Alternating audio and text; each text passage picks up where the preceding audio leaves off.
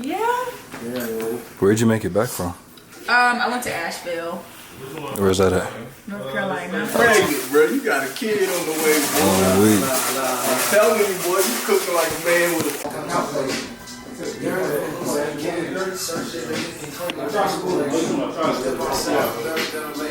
smoke some, hope some comes from the stimulation.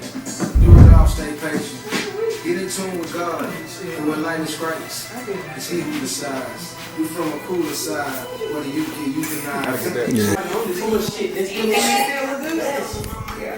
It's the material. Yeah, and I think I almost gave these up. I almost gave these up. Because I was like, I don't know why I bought this being a hype beat. No, bullshit. Yeah, I know.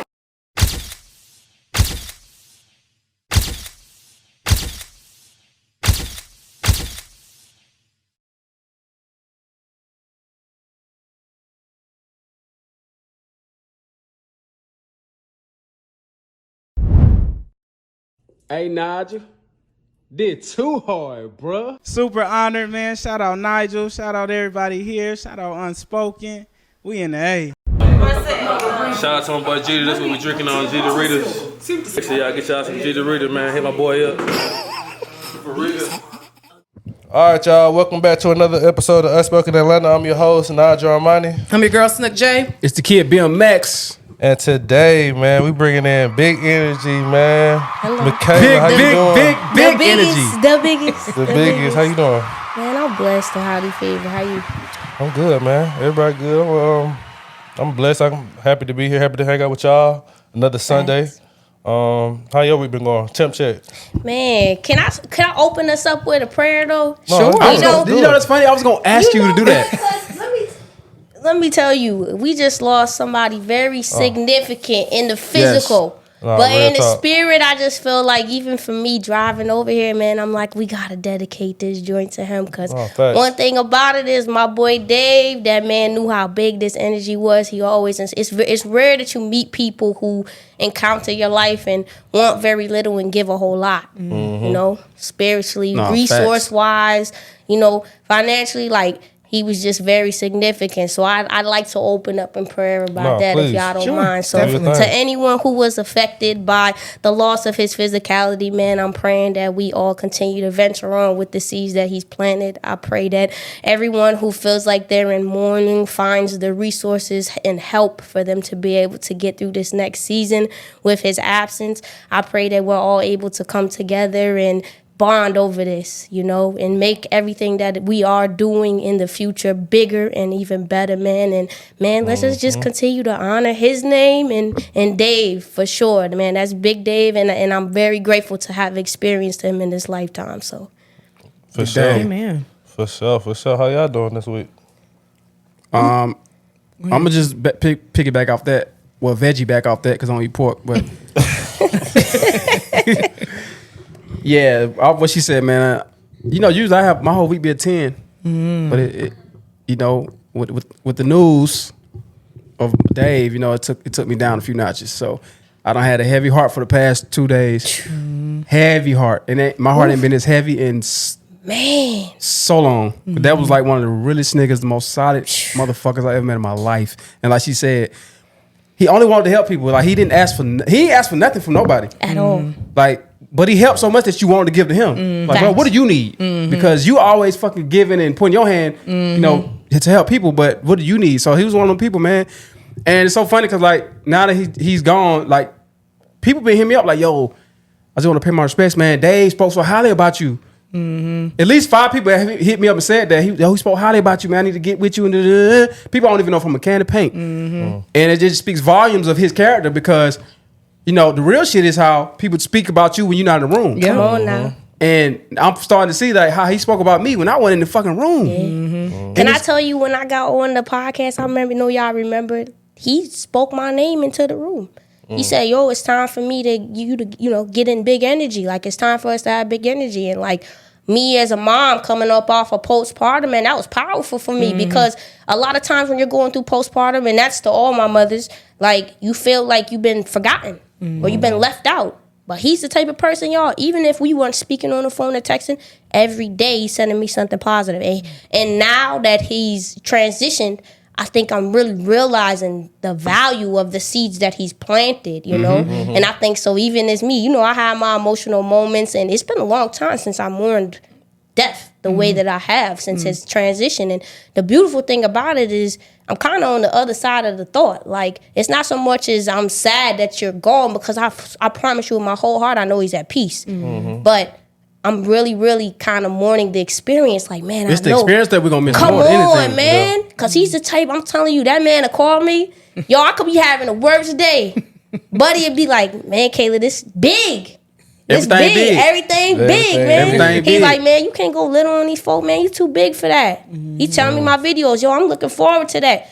For somebody like him, that meant a lot. So I say all that to say, like, I really love him, and I'm really happy though for the experience that I had, and it's really kind of put fire under my ass, so to speak. Excuse my language, but just for the simple fact that now it's like I kind of want to honor his memory by doing everything he was waiting on me to do. It's like now time is more so of the essence, not because I'm looking at it from a perspective of it's limited, but it's more so like I gotta give it to you. I gotta do it for you, Dave, type shit. So yeah, man. And there's also a lesson in this, right? The lesson is like, stop putting shit off. Like, just stop putting shit off, because we all think we got time.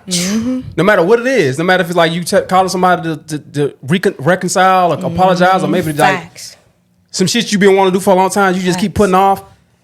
Stop putting that shit off, because the gym, might I say? You know where I'm at. Hello. You know how to find me. Hello, I'm coming to find you this week. But basically, yeah, like everybody think they have time. Yeah. We don't have time. Yeah. Tomorrow I can be gone. Anybody can be gone tomorrow. Yeah. We don't fucking know, because who the fuck thought Big Dave was gonna be gone? Man, not me in a million years. When I got the call, I promise you, it's in disbelief. Pure disbelief. I still don't think this shit real. Like, Man, I'm like, what? I keep looking at my Instagram, waiting on a DM notification to come through with a video or something. I be looking, I'm like, dang, man. But one thing I can say is, to his children, to anybody who was able to encounter him and will continue on his legacy in the future, man, I look forward to seeing how those seeds are watered in the future, because I know now as an adult seeing that, I can only imagine the substance that he had with his children, man. So Can we get a moment of silence with Big Dave? Absolutely. definitely I'm with can. that. Long live Dave. Man, long live him. man. Long live. Forever and ever. Yeah. Big shit, man. Big shit. Well, how you been doing, Ashley? How you I've week been pretty going? good. You know, decent week. I had spring break off this week. Kids was in school, well, out of school. So I had a full week to myself. I didn't really do too much. I'm still trying to get in the loop of planning trips with these weeks off, but it's just not gathering. So we might reconvene next school year. But yeah, just a decent week to be able to kind of get some shit done. You know, that I've been kind of putting off. Been trying to get these taxes and shit done for the fucking deadline. You doing them yourself? No, I just have to do my expense sheet. Oh. And that's just a lot. It's very tedious work. So I've been working on that all damn week. And then y'all know my car got messed up a couple weeks ago, so I had to go get a new Reno. What happened? When we went out one night, somebody happened? backed into the front of somebody my backed damn into it? car. Oh, Yeah. shit. So, you know, living in Atlanta. Small setback for a big comeback. You know how that I go. guess, yeah. So yeah, it's been a decent week. You know, just I'm kind of dreading to go back tomorrow, but you know, we'll pick up and just try to run strong for the rest of this school year and be ready for the summer break. Boy, before you move on, I just want to say, I'm so fucking proud of you. What? You know why? Man, what? You know why? What? You know why? Oh, B House is look, I'm like, B House.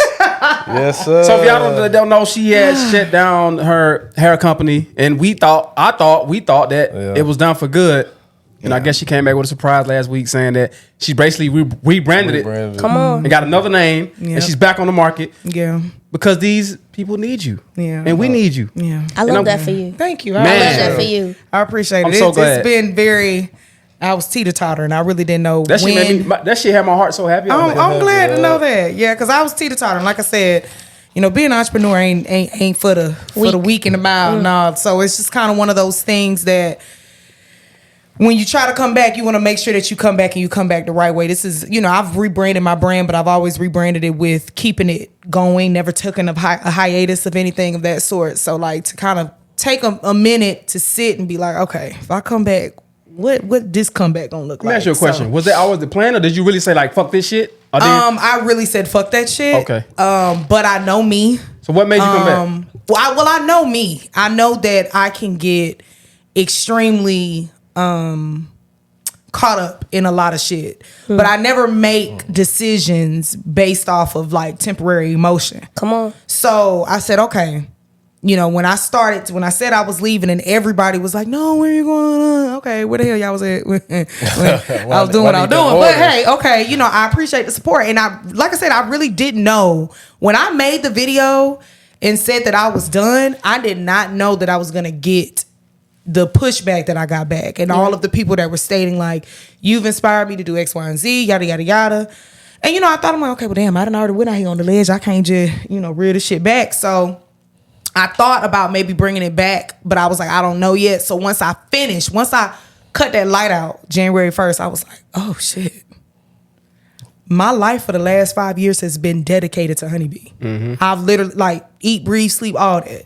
You know, anytime somebody says, oh, I know you from X, Y, and Z, or, you know, how, you know, what you got going after work. My life was wrapped around Honeybee. I knew after work I had to go to the post office.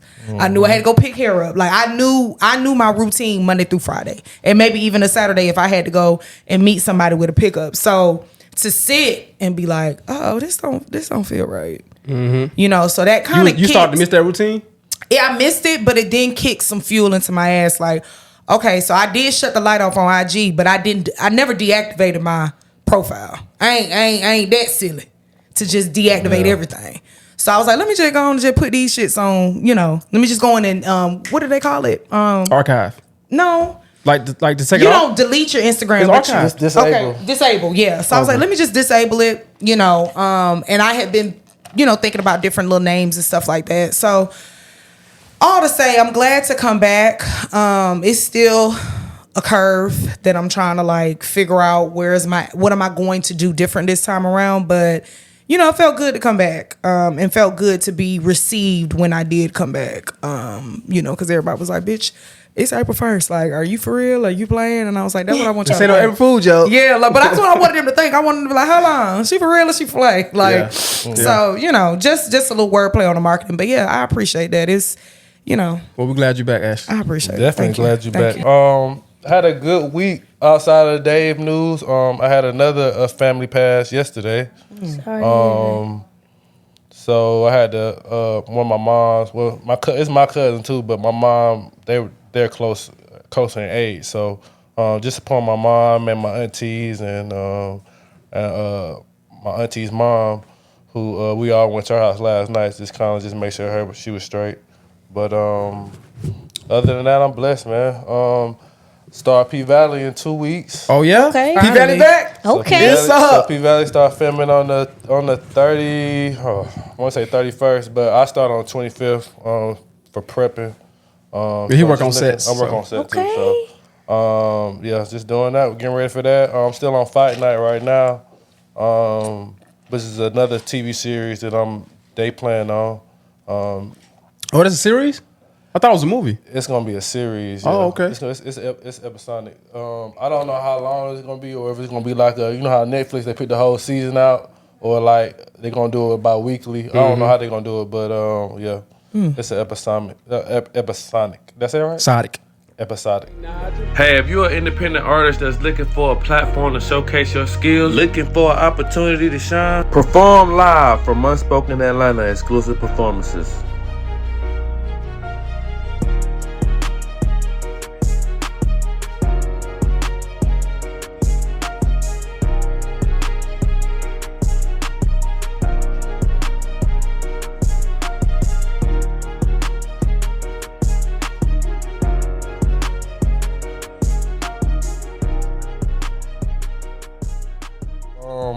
We're gonna do an entrepreneurship highlight. We're gonna highlight Miss Big Energy over here. job. Big energy. Hello, the biggest. So with your business, you can just tell us how what all you got going on as far as your merch, everything. What made you start it? Your vision behind it, and what you got going on right now. Big energy is just love. Like it started off kind of going the positivity route, but I feel like positivity it's an uphill battle, but also too is very bland when it comes to what I'm trying to express. Nothing against it. Like big energy is love, like, and love is you have your downs and you have your ups. And so my whole mantra is just keeping it real. Like, we all go through stuff. I've been through dark days, and it's really kind of just in those moments, remembering that there is a light at the end of the tunnel, even in the midst of being in the dark places of the tunnel. And so my whole brand is so centered around just keeping your energy big, because energy is currency. It's everything, you know. It keeps you going. And I think, too, like, with me being in the midst of dealing with postpartum and everything like that, where my brand is at now is I don't even call it a comeback no more. We coming better. Like, I'm taking the new experiences that I've had, the new perspective that I have, and I'm kind of launching it on God's time. I'm not so much as to press myself. I'm giving myself grace, but I'm also moving with the intentionality of understanding that it's people who are just waiting for me to come out. So lately, I've been back on my square. Big ups to Dave for that, too. Just getting back in that mode, doing my videos, doing my prayers. Like, when I do my prayers, y'all, I've never been a girl get on Instagram and just be like, boom, I'm doing this for the content. I ain't doing it for the content. I'm doing it for the people. So I got to be real. It's got to be authentic. When I say prayers, it's 9 times out of 10. It's something I done prayed for somebody who's reached out to me and told me they was going through something, or it's something that I'm proactively talking to about myself. So brand-wise, the brand is big. The brand is big. The impact is going to be substantial. 2025, I'm looking forward to laying the foundation here this year, and 2025 going at it. I've been seeing the way that people have been responding, the way people just kind of been waiting. They've been on my neck. But I love the platform because they understand the intentionality of how real I want it to be. So even when people are looking for me, they know that I'm never far away. You know, I just might be out of sight, but I'm never out of mind, you know. So, you know, that's kind of where we've been at. Hello. What year did you start it?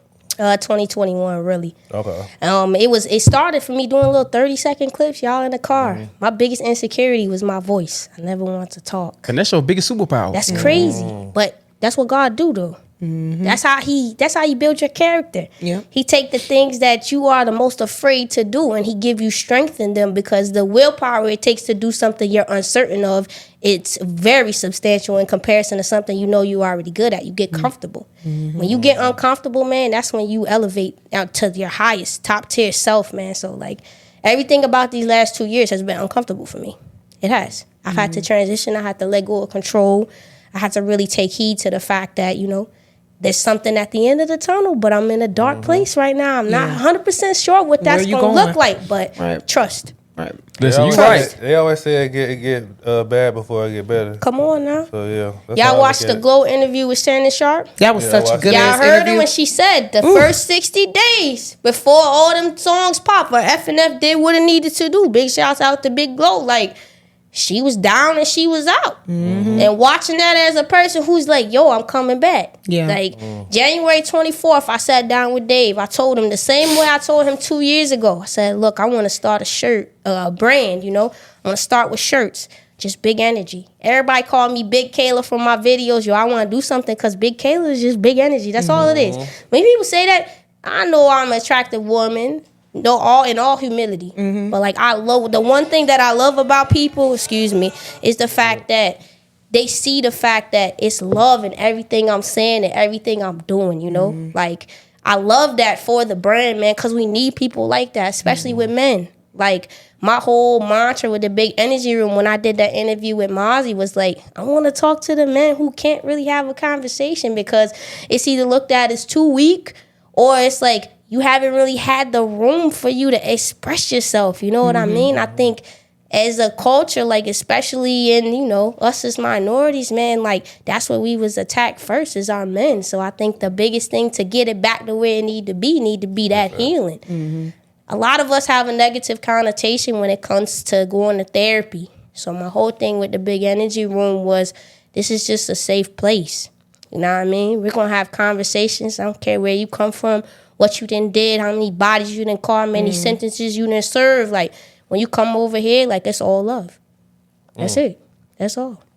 Facts. Big facts. I heard I don't know. You made me want to snap. Period. Period. Can I ask you What's a question, too? I'm listening to y'all talk about, you know, not to even keep it on that, but it was an impactful thing this week, and I felt like, as your sister in love, like, How are y'all dealing with y'all grief? Really though. Like, I know it's easy to say, like, we're going to keep going because we're always going to do that. Mm-hmm. But as men, I feel like y'all are underserved in your emotional state. So I want to tell you from me to you, and I'm sure sis feel the same way, like anything y'all need, know that y'all are supported. Mm-hmm. And number one, you're heard.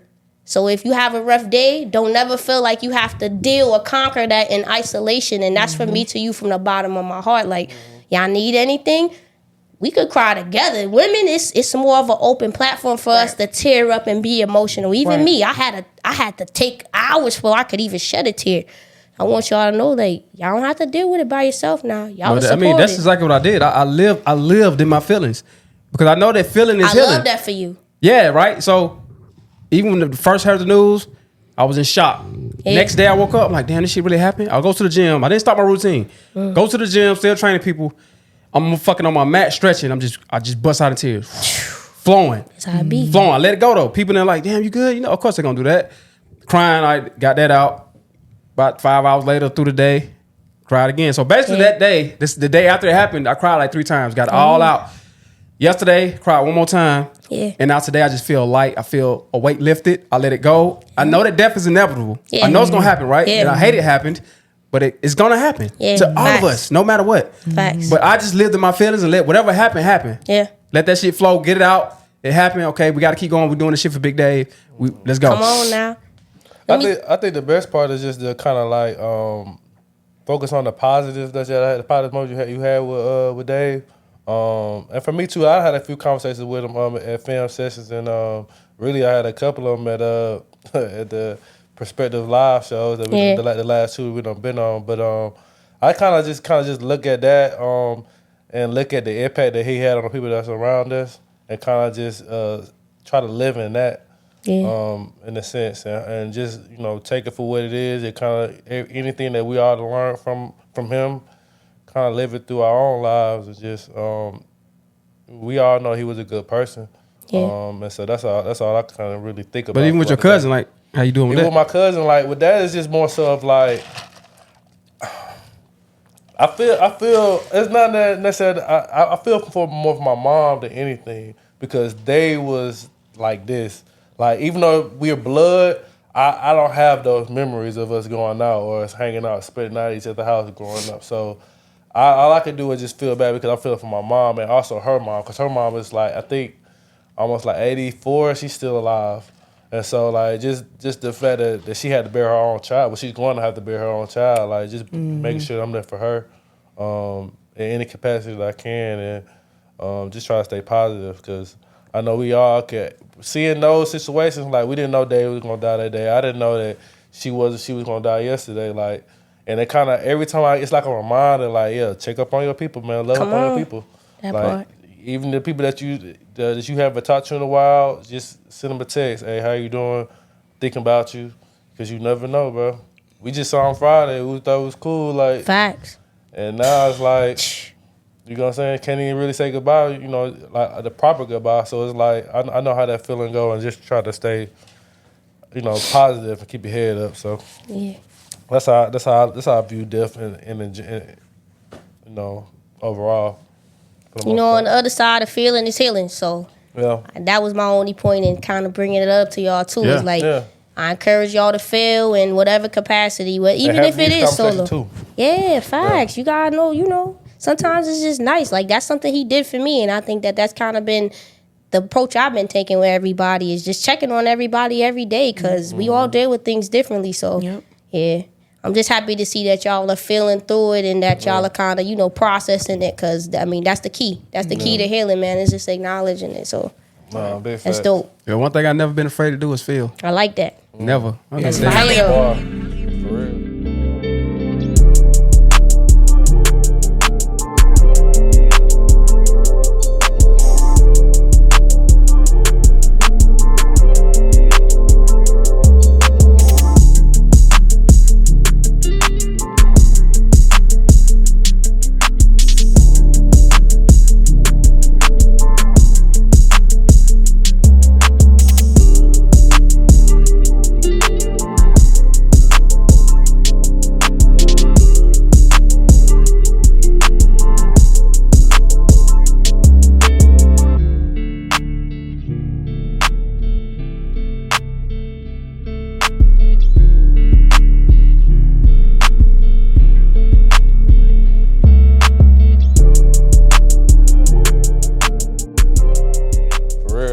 Yeah. What we gonna do? Hotspots. I got hotspots this week. Y'all don't? Oh, I do got one. Well, hold on, before you go, hotspots in Atlanta is something that you want to places you done been to in Atlanta that you want to give, telling people about that you enjoy being there, or just a honestly highlight, the venue that we did the perspectives at Bank at. What was that called? It's called the Gallery Smith. Gallery Smith. Yeah. I'm not gonna lie, that was a vibe. That was a Gallery vibe. Smith was dope. I like the layout of it. I think the location is pristine, and for the type of event we were doing, I think it kind of like added to the flow and the vibe of it. It was kind of dope. Yeah. Every time we done been there, it's new paintings on the wall. Every time, Yeah. so it's like I be like, damn, they got a storage in the back. Yeah. Like every time it's like a new spot. Every time you don't go to it. I think it's Gallery Smith Anderson. Yep. Gallery Anderson Smith. That's what it in is. Buckhead too, y'all. For y'all, if y'all looking for it. It's a nice little spot. I think I actually went there before we started shooting the live show there, just to check it out. It's a nice little day spot. They do like music stuff as well. Gallery Anderson Smith. Gallery Anderson Smith. Yeah, make sure y'all check that out. It's a good little vibe though. Date night. That whole little area right there. It's a lot of little stuff going on. So you can also, they got places you can go out to eat, and that whole little strip is a nice little vibe. What you got? I went for 404 Day to Barrio ATL. I think I'm saying it right. I don't know. BARR. I know what you're talking about. Yeah, it's on the west side. Mm-hmm. Yeah, and it's like a barbershop next door and all that. Cute little quaint little spot. We went because I was going to support a friend who was hosting. But nice. They do like burrito tacos. Everything be like salmon based. They have salmon burritos, salmon bites, salmon sliders. They got a lot of salmon. Everything. Salmon everything. And then, your normal chicken, steak, and stuff like that. But cute little spot. We, hookahs was decent price. I think the hookahs was like $40. Okay. Which we can do that. Yeah, that's good. And then they had like a happy hour, average. they had a happy hour on Tuesdays and Thursdays, which happy hour was pretty decent too. So y'all check that out. It was a decent spot. We didn't stay long because I went to my other little spot, but it was decent. We had a good little time in there. You got something? Yeah, it's a spot called Garden Park ATL. Park with a C. Yeah, Garden Park ATL. You been there, right? I love it. Yeah, Garden Park is a vibe. So I ain't been in a long ass time. I need to go back though. It's a vibe. I haven't been since Shay Mack been DJing in there. She's still there? I know. I haven't. No, I'm saying I've never. When I was going, she wasn't DJing there yet. So I need to go It's definitely experience. been a long time now. Oh yeah, because niggas be saying like the DJ in there go crazy, and I'm she like, go oh yeah, crazy. talking about Shay. But Garden Park is basically like a brunch spot. Reservations only. Mm-hmm. And I just like the vibe of it because y'all know I'm a plant person. Yeah. It's so cute. And it's like when you walk in, it's like you're in a fucking jungle. Airy, flowy. It's like plants everywhere. The lights are dope. Make you want to get dressed up cute. Yeah, it make you want to get have a little dressed. chest out. The service is good. The drinks is good. Mm-hmm. They don't really have. I'm vegan. They don't really have a lot of vegan options, but for people who eat meat and stuff, the food is good for everybody else. It is. So everything is top tier. DJ, the music is top tier. Everything is top tier. So y'all should definitely check that shit out. And then Sundays, don't you? When you do your RSVP, you pay $50, and it's like unlimited brunch, right? You pay $45. $45. Excuse me. So it's $45 RSVP, unlimited brunch. They just keep bringing food out. You sit down having fun with your people. They just keep bringing food out. And what side of town is it? West Side. Yeah, Okay. Cascade. West side, the best side. Let's find out. It's literally like Barrio is. I think it's like a street over. Okay. They're like right around the same area. They got but hookahs. it's definitely they got hookahs in there. It's cute. It's one of those spots like.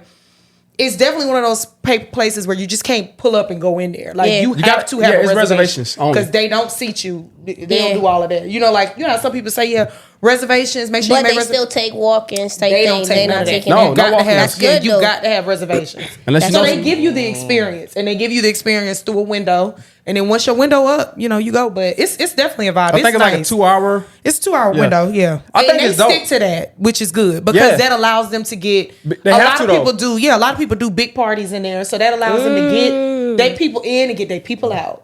And it ain't one of those type of venues that you go in and the DJ ain't, if you come in at 12, the DJ is playing at 12. Yeah. You're not coming in there and waiting until 1 o'clock for the DJ to show up. They got the vibes already curated. What's the vibe of the music like for the DJ? Brunch, like you know. Is it giving R&B? Because I'm Yeah, an R&B. everything. Oh yeah, they give it. See, I'm So I'm listen, a shout out to R&B my girl. best friend Shay Mack. She's a DJ. Oh, period. So my best friend Shay Mack, she's the DJ for the brunch, the brunch shit at Darden Park, which is Saturday and Sunday. Yeah. And yeah, she bringing everything R&B, Ooh, okay.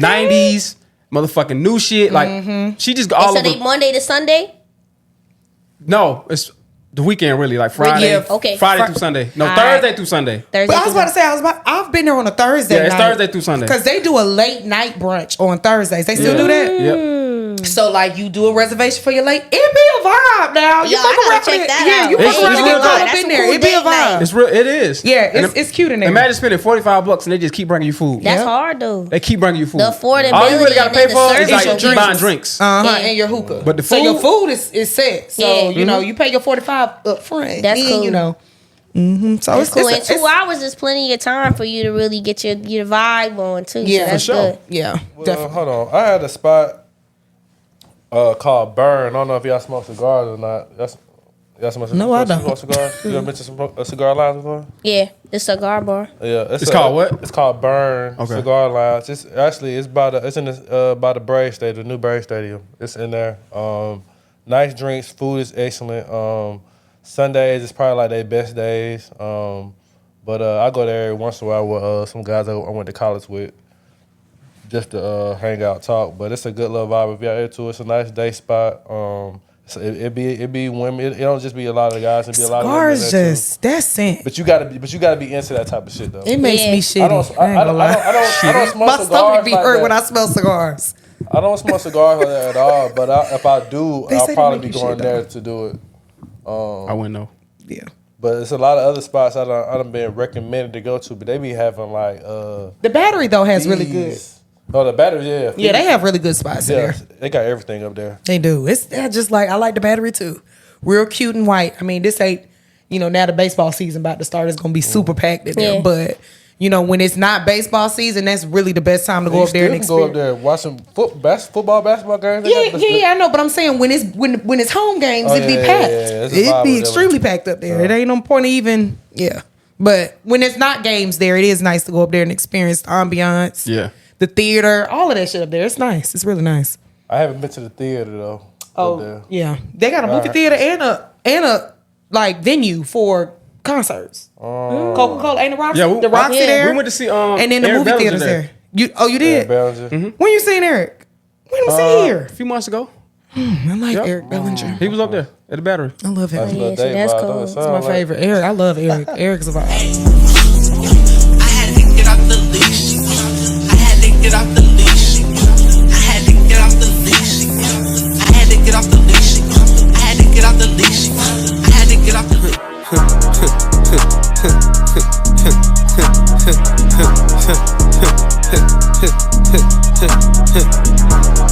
He got dipped by the gangsta, he paid his time. I been rolling, I'll eat my eyes wide. So I don't know if y'all heard, but it's a new Centennial Yard by the. We started here on the southern end of the site. This is the old Norfolk Southern building. He filed permits to begin construction on phase 2 of a 50-acre development project, which will encompass over 500,000 square feet of retail, restaurant, and hotel space. So this is the next big phase, which is the heart of the entertainment district. It's 8 acres, 500,000 square feet of sports-adjacent entertainment, food and beverage, music venues. And our goal is to have it delivered by World Cup. Yeah, it's gonna look like Atlantic Station, but it's gonna be by the Where by? Falcons. Where? By the Mercedes-Benz Stadium. It's called like, are we it's saying like, over? It's like right by, like in between Underground and Oh boy, they really Underground and, gentrifying this bitch up, ain't it? and Mercedes-Benz Stadium. Hold on now, y'all. Hold on. It's a whole, I'm gonna show you Hold the your picture. horses. I don't know if you saw it though. I screenshotted it though. Well, they already got, so people that know, they already got a brand new hotel. We talked about that called Signia Hotel that's connected to the Braves. to the Falcon Stadium. But now they finna build like a whole little like entertainment. Well, it looks like it's in the same area as the Signia. Yeah, it looks like it's gonna be like Atlantic Station, but by the. It is.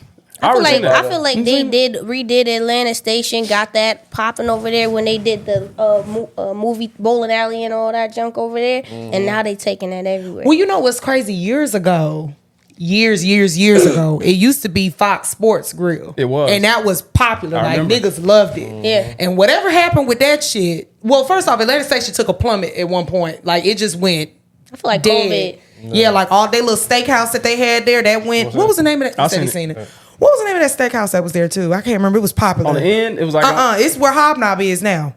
I don't know about that one. It was right across the street from the theater. But anyway, that spot that you talking about on the corner been there. The Yard House. Yeah, Yard House been there. But Fox. That was, and then they moved Fox, and something else went there that was like entertainment based, and it didn't stay long. But is it Bolero, Bolerio, whatever the hell?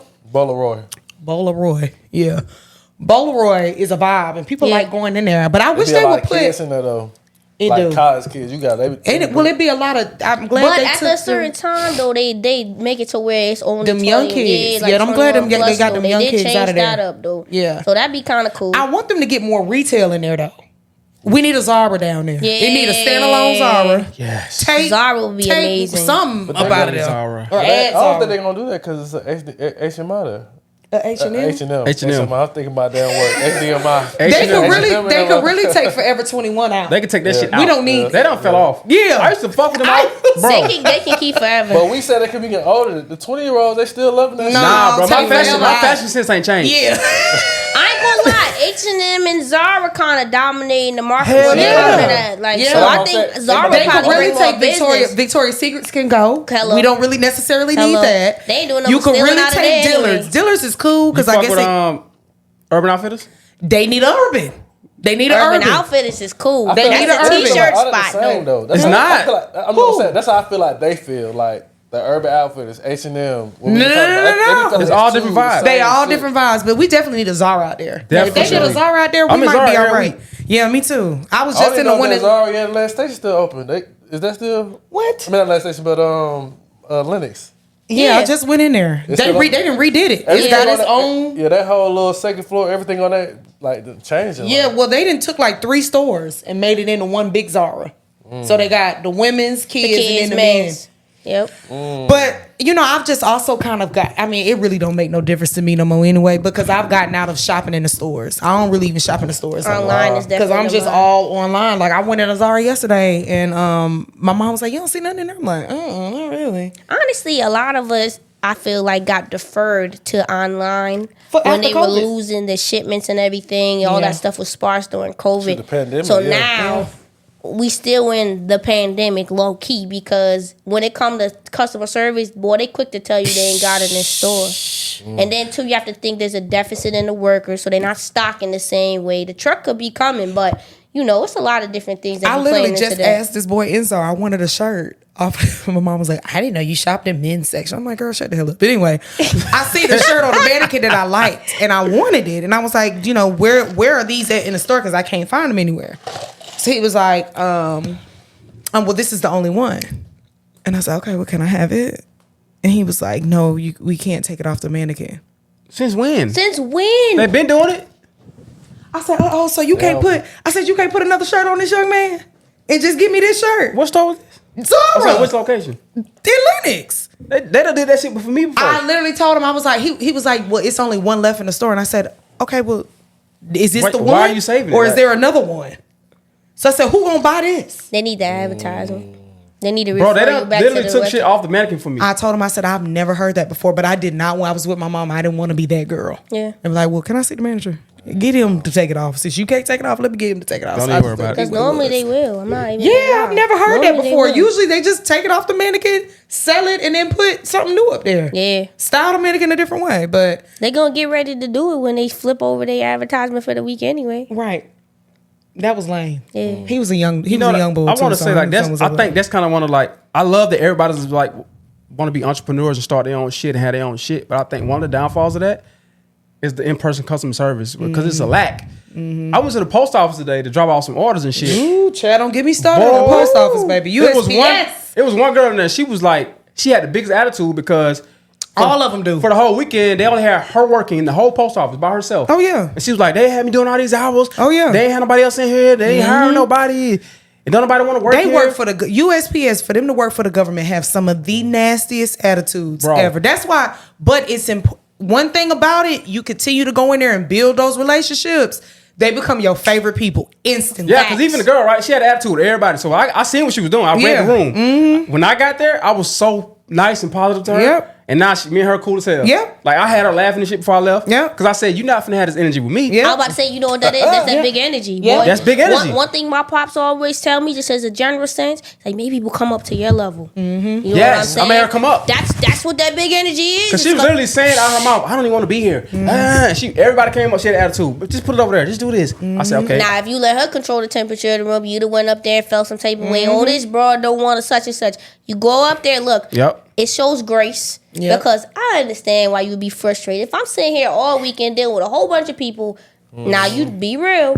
Half the people go on the post office, they have problems that you can't always solve. Baby, don't even know how to address the damn package. So you problem solver amidst trying to help and service everyone else who might got their stuff together just a little bit better. And then it's just you. Mm-hmm. They expect you to be Superwoman, Superman. So it's our expectation too. We expect these businesses to still operate the way they would with 10 people with one person. Yeah. But now you put yourself on the other side of that perspective. You like, I get it. That's why I understood her. I said, listen, babe, I know you don't. I feel the first thing I said is, I know you don't want to be here. Come on. So the first thing I did was agree with her. I took that, and then I took it to another level. Yeah. And like King said, Dr. King, right? The only thing that can drive out darkness is what? Light. Light. Yep. Come on. So now. I brought the light. Come on now. When I left, she was laughing. So I hope she energy. So I hope she took the energy. You probably made her day. For the rest of the day. Come on, and I was cute. Yeah. I know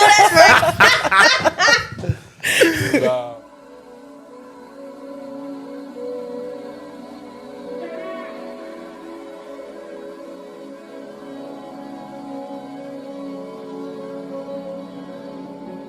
It ain't the time for you to walk if I won't let go.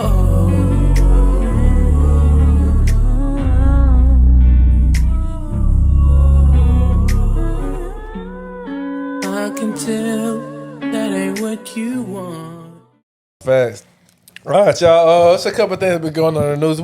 This is our first experience in a couple of weeks, so we kind of skipped over a lot of things that have been going on in the world. But I don't want to really go depth into the Diddy situation, but I do want to ask y'all thoughts on them replacing the phrase "pause" with "No Diddy." See, I ain't think they replaced pause with No Diddy.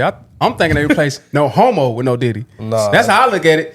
But when pause is like no homo though. Yeah, pause is like no homo. From a New York, it's slick like. It's the same shit. Yeah. But I feel like everybody been saying pause for at least since I feel like middle school, high school, people were saying pause. But now it's like everything that I see on TV, like now they don't even use that shit no more. It's like No Diddy. No Diddy. And then like the kids in like high school, like they hella using it now. Like it's like terminology for them. I just put myself in the shoes. Like, imagine a nigga replacing my name with that shit. No homo or pause and saying no BC.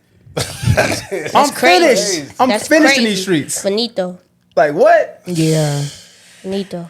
I don't know, man. I feel for Diddy. I hate it. I mean, I don't hate it, but I hate it because it's just like I just wonder what else is about to come from all of what's this nigga outside like ain't nothing going on. He riding bikes and shit. Him and he don't want y'all to know he's phased, but this that what it is? Yeah, man. It's a pump fake. Look, I'm telling you, he's a Scorpio. I know him very well. He's a day before me. He definitely think about shit at night. Like, nigga, you're ruined. If they that's the facade though people put on. You know they gotta keep up with the unbothered to make it look like. But we already done seen them. We done already seen them in the fold as soon as they raided the damn house. We seen the nigga outside of Miami pacing. He looking like, what the fuck am I about to do next? But I do feel like there's, where there's smoke, there's fire. So I feel like there's about to be some more shit that's going to be gradually dropping throughout the year about Diddy. And niggas are going to start to look at him. And I feel like with him, Diddy is going to be the nigga that ain't just going to go down dolo. He bringing. He bringing other folks. I don't think he bringing them. I just feel no, he's pulling them. No, I don't feel like he going to pull. I feel like the information they find from them cameras is they gonna put their stuff into that. I was just about to say, this man been building the case. Yeah, they saying Jay-Z's next. Yeah. But that's the only thing I don't like about it, though. To be honest, as a person who is like I told you, the whole goal, rebuilding our black men, like That's the part for me. I hate to see some of the most substantial, influential people in our culture fall victim to the habits of shit that we know we shouldn't have no business doing. And then too, like, and this is like, did you not think? Come on now, but you know what? That's the setup though. We gotta be real. I know you say you don't want to go too deep, but like, we gotta be real. That's the setup though. Yeah. We put you in a room with people who, at the end of the day, they not the same as you. You not the same as us, but we gonna kick it like you are. Absolutely. And at the end of the day, man, you come up against what it is we got going on. Once you realize the real, we gonna forever be real. That man didn't have all that going on until he started suing them liquor companies. Right. You and pissed they off said the that wrong people. them lawyers are Cassie's lawyers as well. Yeah. So when he tried to sue Deleon, they was like, "Oh yeah, hold on, let's run it over here. Go on Come and on sue now. him. Come on now. And you see, she's kind of quiet, but they said now she's talking to allegedly. Yeah, but that's crazy though, because I don't know what she can really say to the feds. But she can say whatever she want to. But in order to get that $30 million or whatever she got, she had to sign another NDA saying that she can't like do no tell-all books. She can't really. Oh, is that talk what they about said? it. That was a part of the agreement. We don't know what was all in it, but she did sign an NDA about something she couldn't do. So it's like I don't know how that affects like talking to the feds, because that like disregards everything you just signed. You know what I'm saying? And then on top of that, I feel like it's a reason. I'm not 100% sure that he gonna go to jail though, because if you incriminate him, it's like I feel like all our black pioneers is gonna go to jail too. So I feel like in order to keep them out of jail, you gonna have to let This is how Cat started to be he told everybody. Cat is Cat He said it though. Yeah, like this is now like coming down from so many other layers, because it's just like they said politicians. When you subject yourself to certain shit, this is what puts you in rooms and levels that most niggas could never imagine. And Cat said, I wasn't finna do that. I was not about to subject myself. So now it makes you look at all of these powerful black men and be like, okay, what the hell did you do? But it ain't even, it's not just men, it's women too. Like, I'm saying, like, it's people that... First off, wait. Let me tell you what's been going virally last couple of days after they've been talking about Diddy. You know, for a long time, Raspy used to talk about Chris Stokes and them used to...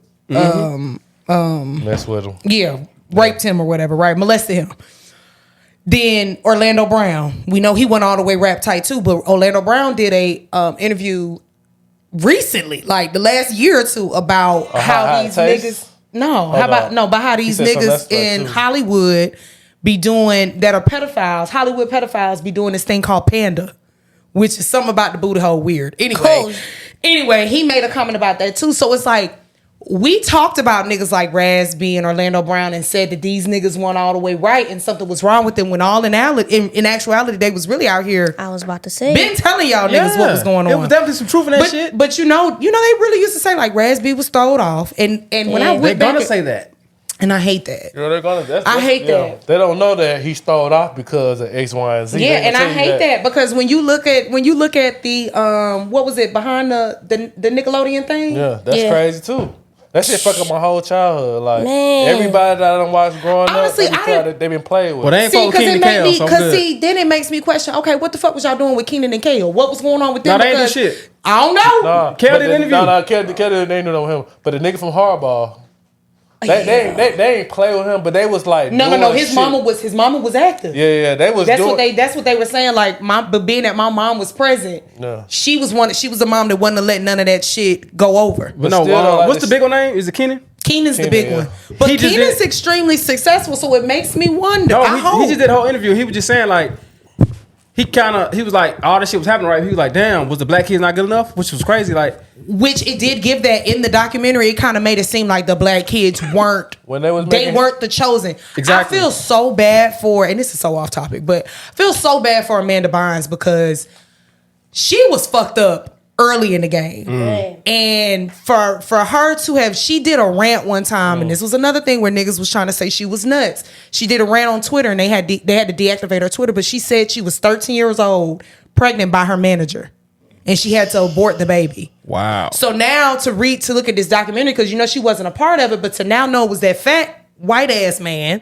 What was his name? The producer of the show. I can't think of his name, and I had no totally clue. forgot, but I know you talking Yeah, about. He wasn't a producer of Kenan and Kel or all that. Well, he was. He was all that, but not Kenan and Kel. Kenan and Kel. That's why But they yeah, didn't get to played know with. that that's evidently putting like the pieces of the puzzle together is crazy. And then Drake Bell, like his dad, the way his dad cried on that documentary was extremely sad. So to say all in all, to say is the way that money changes people's moral compass. Like I'm about to say the parents, even with the integrity with their kids. Because for me, I ain't gonna lie, y'all. Going back to Ara. Oof. All right. I been and said it. People be like, man, why you don't? I'm like, cause for me, the thinker that I am, man, number one, he is a product of abuse. Yeah. That went untreated. Yeah. And then you Who have talking it. about? R. Kelly. R. Kelly. Okay, yeah. So then you go deeper into it. Everybody was condoning it.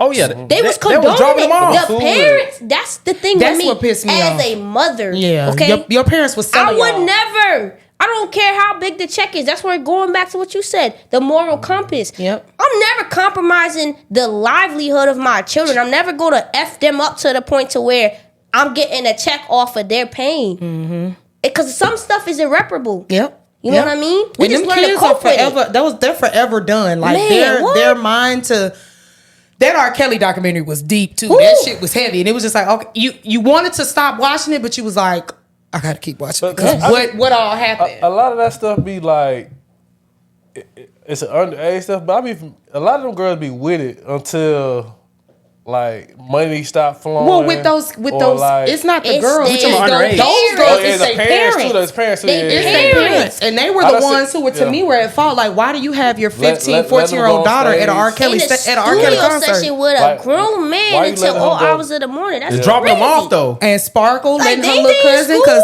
Sparkle little cousin was one that got peed on. It was just like, Sparkle, you may have not been privy to everything that was going on, but you knew it was some weird shit happening. That's the And part. you It were was- comfortable enough to allow him to It be the parents turning the blind eye. Like for me, like we raising the Too next much generation of adults, man. Like that's Yeah. the number one role and responsibility as a parent. That's why Yeah. our generation's so messed up now. It is. Okay, the level of integrity and responsibility that we were able to maintain in previous generations is the result of the things that are going wrong now, and why kids are thinking the way they're thinking.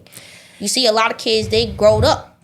Like Yep. they're adults. Yep. They doing adult stuff. You got 14, listen, 13, 14-year-olds throwing whole parties like they in a club and stuff, man.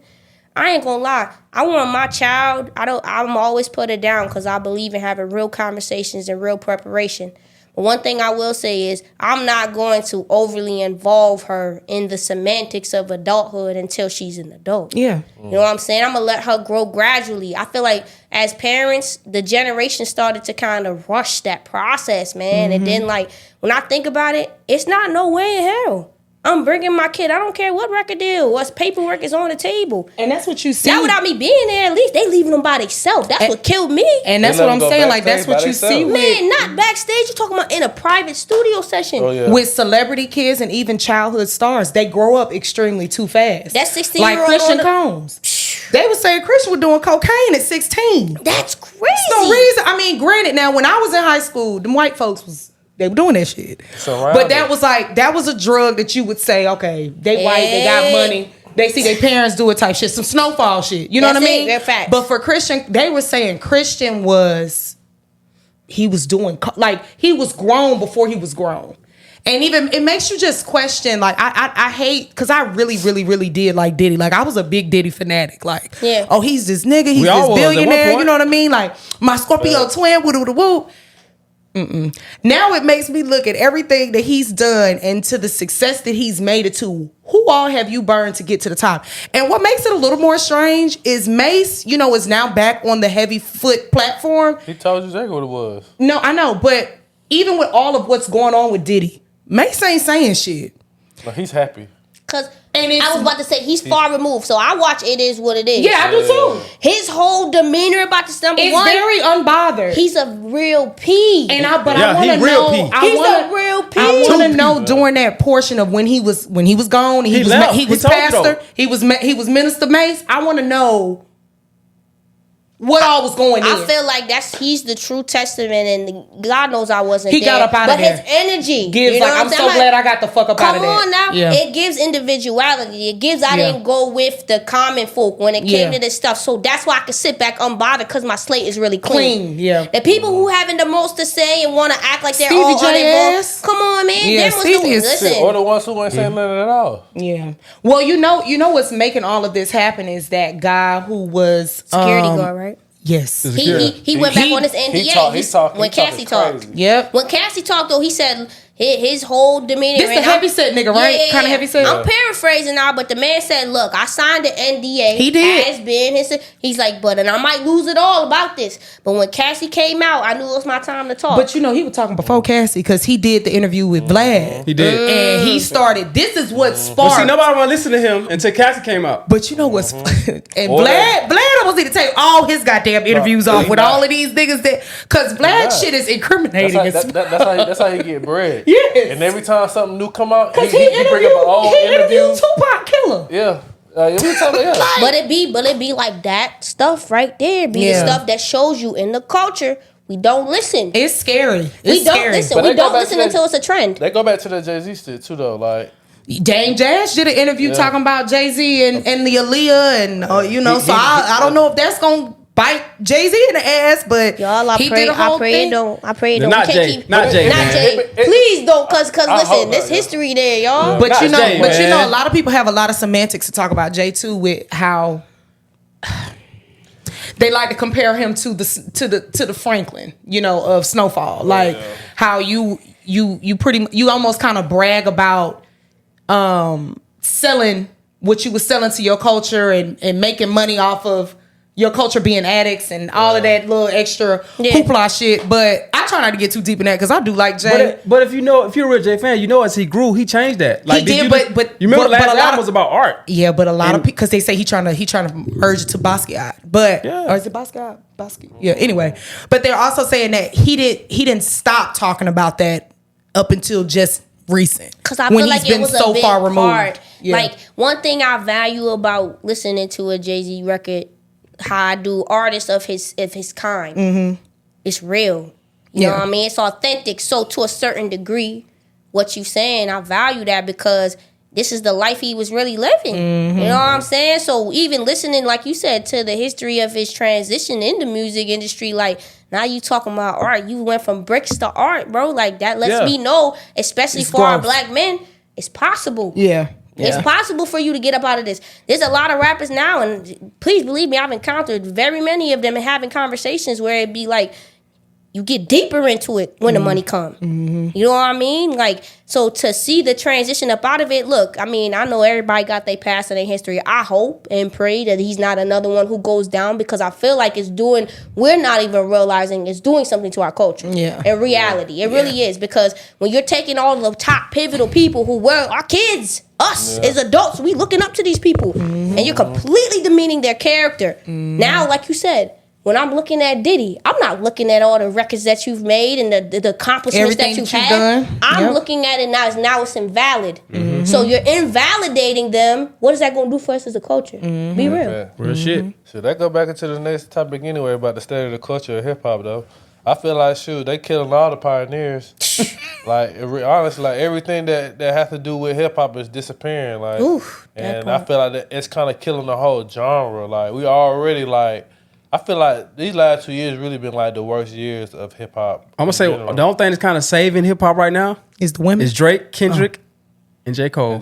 I was gonna say the women. The shit that's going on right now. I was gonna say the women kind of carrying this shit on the back. The women too. But the women too. The women are, but they don't want to. They don't. They'll never say that. They don't like it. But it's like women are now. I'm gonna be real. The women doing their thing, but they lacking substance. There's a lot of twerking. There's a lot of twerking and bullshit, right? Yeah. I said them three dudes because they rapping. This is hip hop now.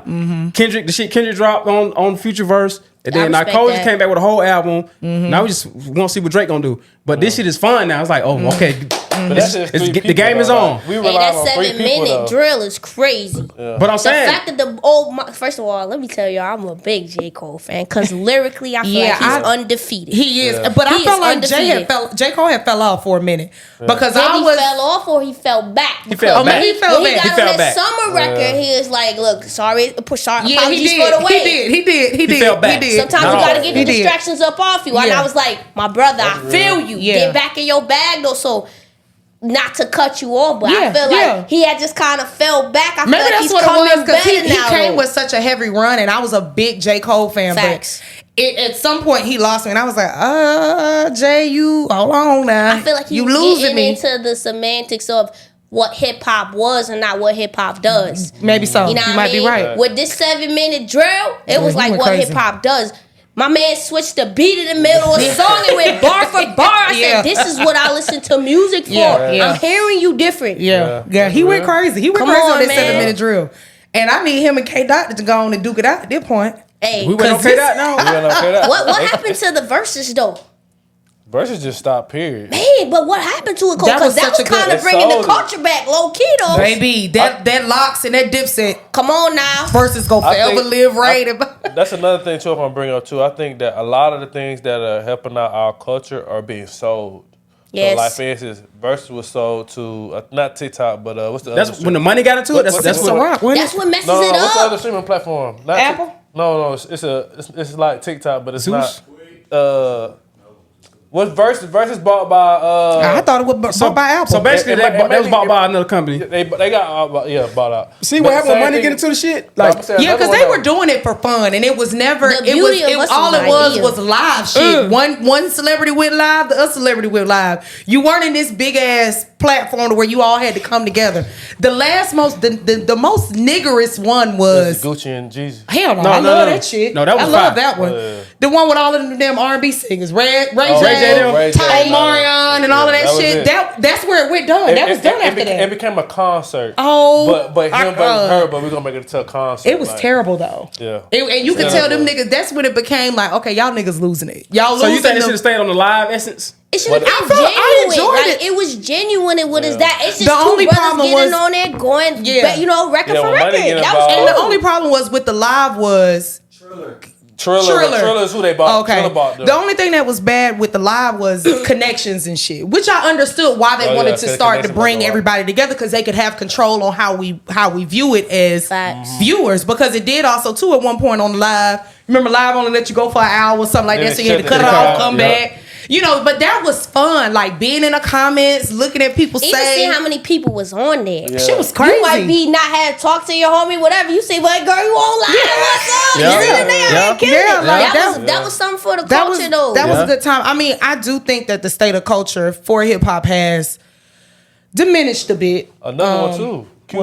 When QC got bought out by Interscope, well, the dude that.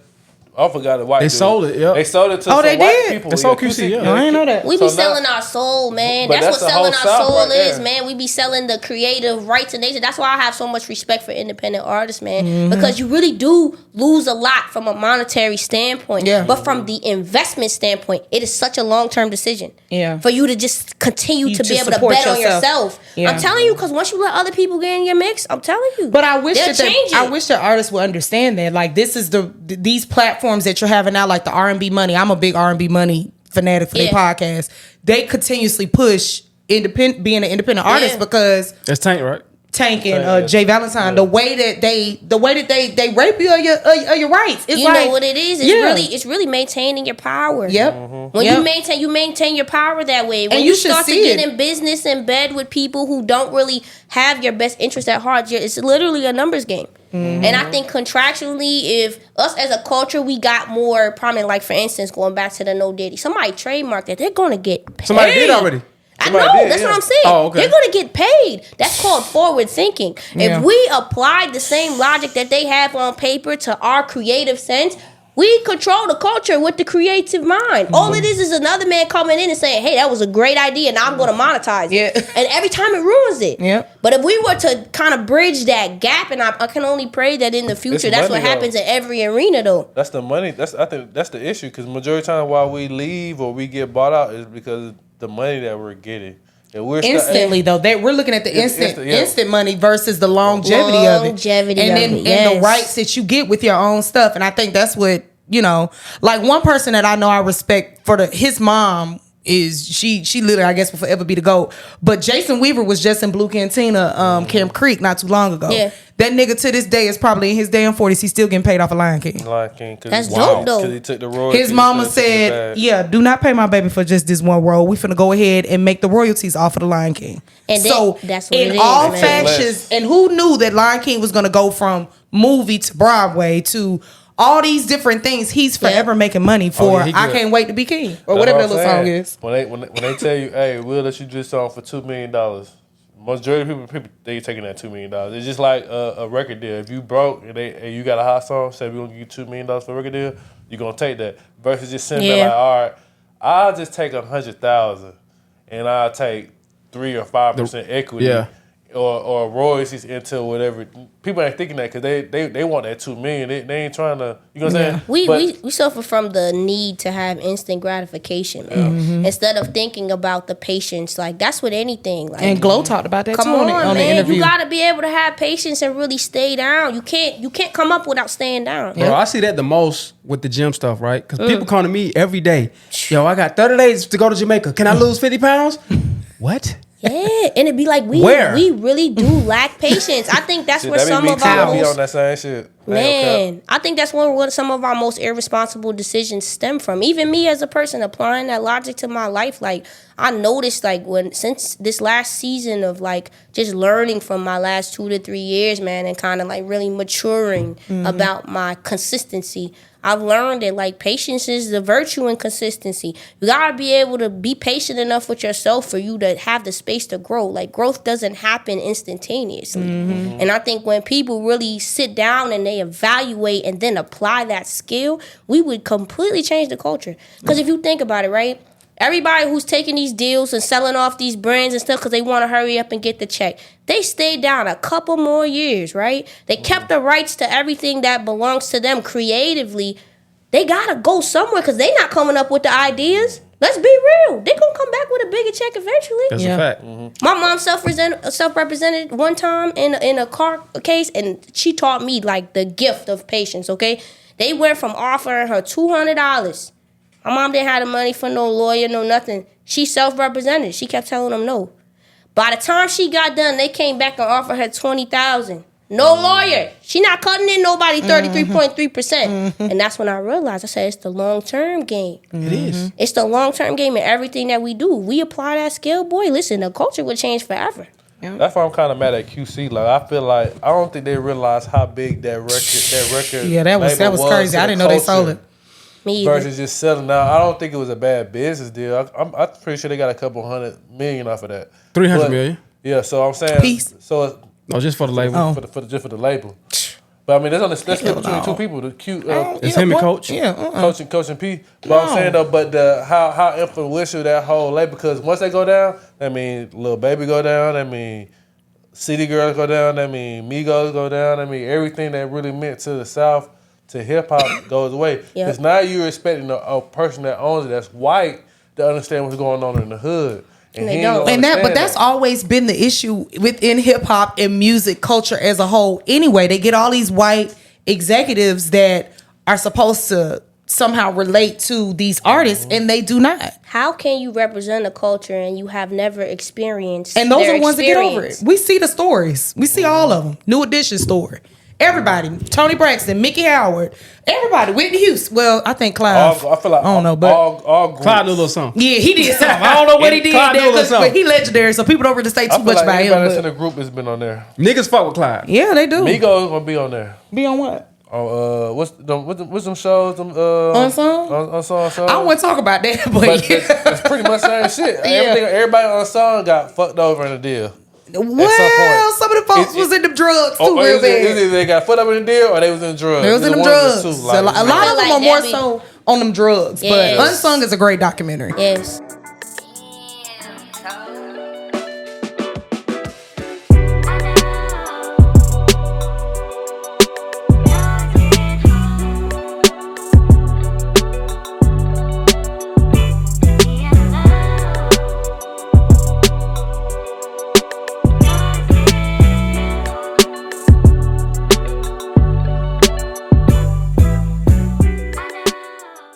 Awkward though. But you can't be alone forever, bro. You can't. People kick it like that in this generation because we like to believe we don't need nobody because we've needed the wrong people and put reliance on the people wrong folks. who disappointed us with our expectations. It's a fear. But when you adjust your expectation and you really take people as they are and you leave room for growth, that's when you allow yourself to really establish long-term relationships. Pop your shit. You gotta take people where they at. We expect people to be here.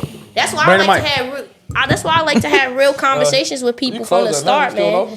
Because you gotta know where people are at for you to really be able to help them grow to where they're going, but for you to accept it. Out of the way. Okay, baby, we about to That's start. cool right there. We been back. That, especially the middle camera. Oh yeah. That's why I should bring the mic up, because that was good shit. Yeah, it was. Yeah, I ain't gonna lie though. I think once us as a people in relationships, we gonna build better homes the minute. But social media do it to us though. That's really the real state of why the culture of hip hop gone. Man, what? Because social media? The instant gratification comes from keeping up with facades. Yep. Half these people, listen, I done been in the room with them. Telling you, and you'll have a conversation. You'll be like, "Boy, the way he was kicking it over here is not how you kicking it over there." Mm-hmm. It's not no disrespect though, because everybody's doing it. It's really just you have to realize, like, even the shit we keep up with.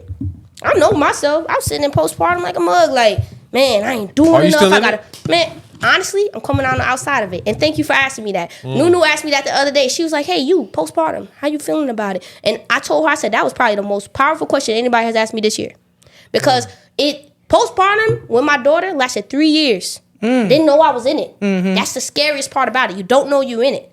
And then two, like, social media has only grown. Yeah. My presence on social media has only grown since I had my daughter. So I think with my son, I'm like, let me just kick it to y'all real. I'm a single mom. I'm on here kicking it. Everybody know I'm a wife.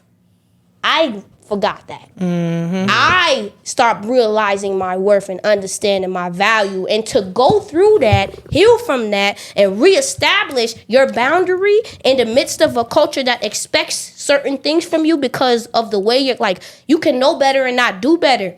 And it takes a lot for people to give you grace through that transition because sometimes your words are what kind of sets the stage for you to be able to follow through with your actions. So I might know I'm a wife, but I might be unlearning certain behaviors and healing from certain things to where I'm going to move like what? I cook, I clean, I love, okay? I'm a dope person from the inside out. But when it came to establishing boundaries, I struggle with that. Yep, same. I watched my mom is one of the most beautiful women I've ever met, y'all.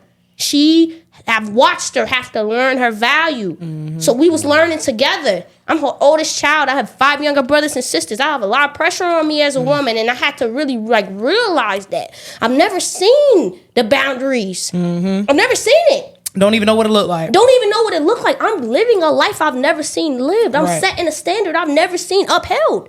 That's a lot of pressure. That's why now, boy, I approach myself with so much grace. It's beautiful. Yeah, I was about to ask how you were setting your boundaries now. Man, listen, impeccable learning every day. I'm learning. Number one thing that, like you said, my voice is my superpower. I've dimmed my light in a lot of rooms, and I've learned to accept that sometimes when you have to dim your light, that means you don't belong there. I should be able to walk in any room and be just as big as I am because God is serving a purpose through my light. And now that I'm kind of adjoining myself with that understanding and really living it and making my feet match my words, my boundaries are different. I tell them, man, quick, look, hey, listen, I am not no feeling, okay? I support you as a friend, but let me know where you at, though. Yeah. I ain't gonna lie, my last situation, y'all, like with my son's father, a lot of people be curious, so I guess you're gonna hear it on Unspoken because it hasn't been spoken. Like, I was playing a role I shouldn't been playing. And when I learned about the fact that I was playing a role, because this is another thing. I was just having this conversation with my pops. I attract a lot of people in relationships because when they get around me, they realize they're unhappy. So they want to stick around, they want to hold on to something because they want you to wait. For them. And me being as graceful as I am, I struggled with creating the boundary of having that conversation because I want to support people. Yep. My thing is black men in therapy. I want to tell you. I want to show you. I want to help. Can't fix everybody though. Can't fix everybody. That is not my role. Nope. And my role and responsibility, I had to learn. Like some people, you plant seeds and then you walk away. Yep. Some people, you plant seeds and you get to water them a little bit. Yep. The lifetime partnerships we have are the ones you get to plant the seed, And you watch water it, and then God grants you the serenity to be able to watch it grow. That's where I'm at now. I understand the beauty of my garden. And what belongs in it will be there. But I can't plant seeds in unfertile soil and expect to take my water and have it grow something. I got to allow the tides to change for them to go through their seasons. My support doesn't always have to be hands-on. And I had to learn that. I had to accept responsibility. I had to heal. I had to forgive a lot of people. Okay, when I got pregnant, a lot of people gave up on me. I went from, hey, big energy, what's up? What we doing? You know what I'm saying? I'm from it, whether it be outside or just having the connection to something. So it being real small. And I realized there was nothing against nobody. I had to forgive people for that too. You just couldn't support me in that season. They couldn't be nothing but God because this is big. Right. It's a lot to carry this. I've been carrying a lot of people with this energy. So when that energy started to fall off a little bit, they thought I fell off. I can't fall off. I'm forever trending. I'm forever trending. I'm forever trending. So now that I understand that, that's not the pop it, it's reality. I understand how it's the pop it too. Listen, pop it. In some of my darkest moments, I made some of my best content. You can't tell me I'm not light. Light will always forever conquer everything that's going on in this world. That's why I walk in the room and the energy shifts and it changes. That's why I am big energy. I understand my purpose now. That's what I had to do. That's what I had to do to draw a boundary. I had to understand my purpose. So now every person, friend, family, anything, I evaluate the relationship. What is my purpose here? If you healing, I might be here to heal. A little bit. That's okay. But what role and responsibility do I play in your healing? Because I can't allow you to take me off my square. I can't play small in this room. So the minute I feel that light dimming, I'm going to have to respectfully draw that boundary. Hey, when you ready to step back over here, let me know. I'm not stepping in there no more. When you ready to step over here, I can light up your world. We will change together. I'm going to support you. Come on now. Bars. Come on now. Fucking bars. That's what keep it big, though. You real. That's what keep it big, though. I ain't gonna lie. I encourage you all to do the same thing, man. Like, anything you playing small, and I know you say you revamping things. Listen, social media makes you feel like you behind when you ahead. You see every person who we just mentioned previously, they were saying things nobody agreed with, but they came back to it. God's getting ready to finish everything that we start. Yep. Understand that. That's a fact. Live that. That's Love a fact. that. Yeah. Well, what Dave taught me, it's big. Even if it's not big right now, it's going to be big later, and you got to keep going off that. You got to keep striding forward. Sometimes small steps are big steps. Don't never let nobody make you play small. Yeah. That has been my biggest lesson of 2024. This has been my year of clarity. I prayed for it on New Year's Eve. And God has been clear about my intentionality, where it needs to be. I'm with my kids majority of the time. Some of the best times that I have, I watch them grow and I understand my purpose and who I'm doing it for. God had to reground me. Yeah. I look at other conversations. Things that I didn't even know I was doing for people in my darkest moments, man. Things I didn't expect a pat on the back for. And they come to me now, and God's been sending miracle signs and wonders. Keep going. Whatever you doing. That's why I say Davey was a miracle sign and a wonder all in one package. Facts. Something you ain't going to come across too much. Facts. You hear me? The last conversation we had, y'all, I almost didn't go. I was at Highness. I went there to meet my boy. Shout out to DJ Key. Okay, that's my boy. We went there and, you know, I was vibing with him. Hadn't been able to stop there for a little bit. I live in Gwinnett. Going to the city is crazy, okay? So I stopped there for a second. I just realized it wasn't my vibe. You know what I mean? Nothing against the vibe there because it's a great culture. It just wasn't your vibe. It just wasn't my vibe at the time. But it's because God was making me be intentional about going back with making them the breakfast and Barney's. They was on me too. Oh, that was that night at the panel. Yes, okay. y'all. I didn't even think. Remember, I told y'all, y'all know I'm a dip off queen, baby. Yeah. I'll tell you, I'm coming in there respectfully. Look, hey, y'all, I ain't gonna make it. But that night, I'm telling you, God was so heavy on my heart. Not to know that was gonna be my last time. But so impactful though. That man sat there, he told me, I put it on my caption. He said, man, Kayla, this shit too big. Stop playing small. Go big on these folks. You big energy, ain't you? I'm like, damn, they right. Get ready to leave. That was that night? Man, what? That's hard. Man, we sat next to each other on accident. That's my boy though. That's hard. I'm telling you, he seen something in me that I had trouble. I had to dust the mirror off sometimes. You need people like that in your life. That's why I speak, and I'm going to continue to keep bringing him up because that's something he did for me. He not even realizing this postpartum shit heavy. You need people like that. People who keep telling you like, hey, dust the mirror off. Let me hand you the Windex. Let me give you the paper towel. Dust it off. See yourself for who you really are. Him and Bank, we walking out, y'all. They like, man, some people got it. Or some people want to have it. Others really got it. You really got it. I see you coming back. You know, I'm posting my video. I'm going outside. Yo, propping my phone up on my trash can, okay? But God telling me, move. Move with me. Move with me. I look forward to your shit every day. I appreciate it. I hope she put a prayer out today. From the bottom of my heart, I appreciate it because I promise y'all it be from love. It be from nothing but love. Like, look, when I'm speaking to y'all, I'm speaking to me. When I'm talking, these are my conversations with God for real.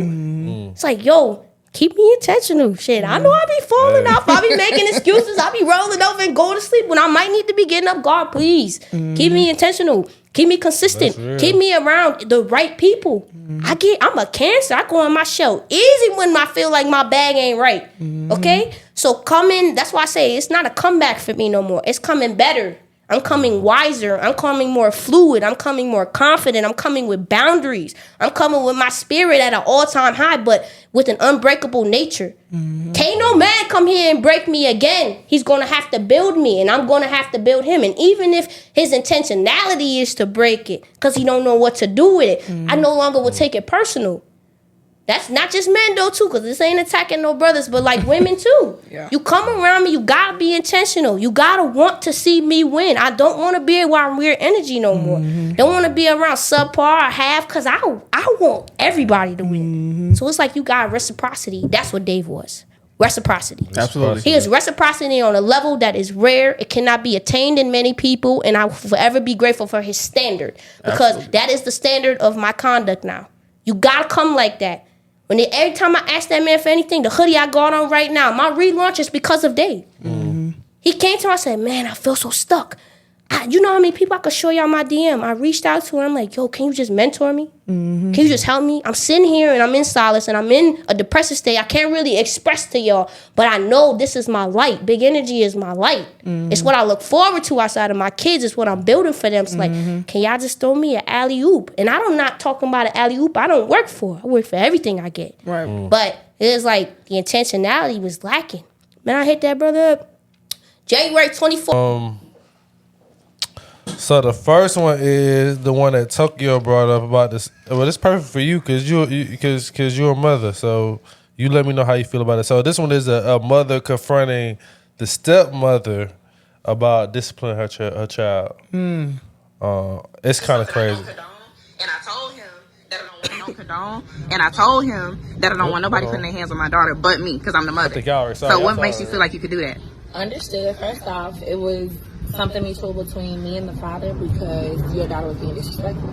She could. Okay, this is my thing. My daughter's not disrespectful, and even if she was disrespectful, I told him to not let nobody, no bitch, excuse me, but really not excuse me, to put their hands on my daughter. She was trying to be so respectful. Your daughter's not disrespectful to you because you're her mother, and I guess the ways that she's learning, you're teaching her. However, baby, what look, I'm trying to tell you it gotta be is something that you house, said to her for her to even feel that it ain't gonna be tolerated. Okay, well, I'm gonna say this: we can't talk together. We can see together, but we can't talk together. But what I'm telling you is valid, and I'm okay, so why you let her put her hands on our daughter? Because you know, what you mean what I'm doing here? I'm checking your wife because she feel like she got authority to put her hands on my daughter. Let's stop it right there, because first off, checking your wife. How was she being disrespectful? Why didn't why didn't you discipline her? I'm not talking to you right now. Why didn't you discipline her? Because you the damn daddy. Because I wasn't here. Okay, well, next time call me or something. Because I don't condone that. You need to speak to me. I'm the one that birthed her because this is my daughter. He is. But look, if he's not here to discipline her, then you need to wait. Because you just could have called me about this. You don't answer the phone.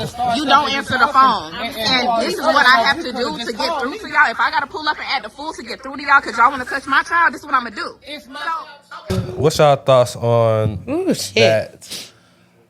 I'm going to let you go first. I was going to say. Because I've been around. I've never been disciplined outside of my parents, but I mean, I feel like in certain situations, I feel like my mom trusted you to take care of me or my sister, then they trust you to discipline them. Yeah, because growing up, my stepdad used to whoop my ass.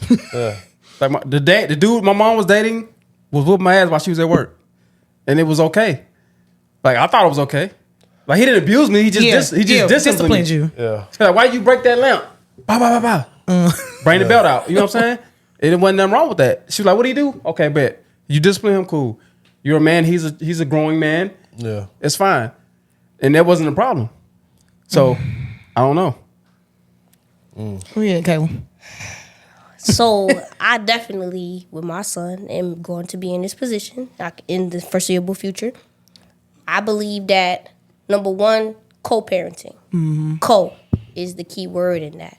When you take it from being under one house to a co-parenting situation, part of what I've had to learn is you have to respect the boundary of the opposite household. Mm-hmm. Meaning, there has to be an understanding amongst us, but ultimately, when I'm not there, you are the responsible party. And as a mother, I'm going to vocalize to you my boundaries and expectations, but co-parenting means that we're coexisting in that train of thought. Mm-hmm. So I have to be able to, just as if you was under the same roof, you got to be able to offer your insight too. And sometimes offering your insight is going to be instruction to whatever said party that you're with to handle certain situations on your behalf. I have to trust your judgment. One thing I will say is I'm a very intuitive person. If I feel like it's coming from a bad place, I'll address it. Mm-hmm. But respectfully, we live in a culture where co-parenting is more the norm than it is a two-parent household. And in order for these kids to be able to double up from this experience, we got to be able to come to the forefront as a unified forefront. Mm-hmm. So what I'm saying? So you kids play off of emotion, man. You come in there all emotional like you against this girl. You might not even have no reason to really feel like that. Something she said in there was like, yeah, if I have to come here and act a fool, you never, fool is foolish. Yeah. You weren't expecting clarity or understanding. Right. When you say that. You were trying to express your emotion. Yeah. That's what I disagree with. Like you said, you could have called me such and such. You could have sent a text. Hey, let's spend some time to sit down and gather an understanding. I want to vocalize to you, like what I'm saying, takes growth to do that. Because I might not be having this conversation with y'all 6 months ago. It took growth to even come to that realization and say, you know what, we are one band, one sound now. Family. We one band, one sound, you know? And for her to say also, that's the wife.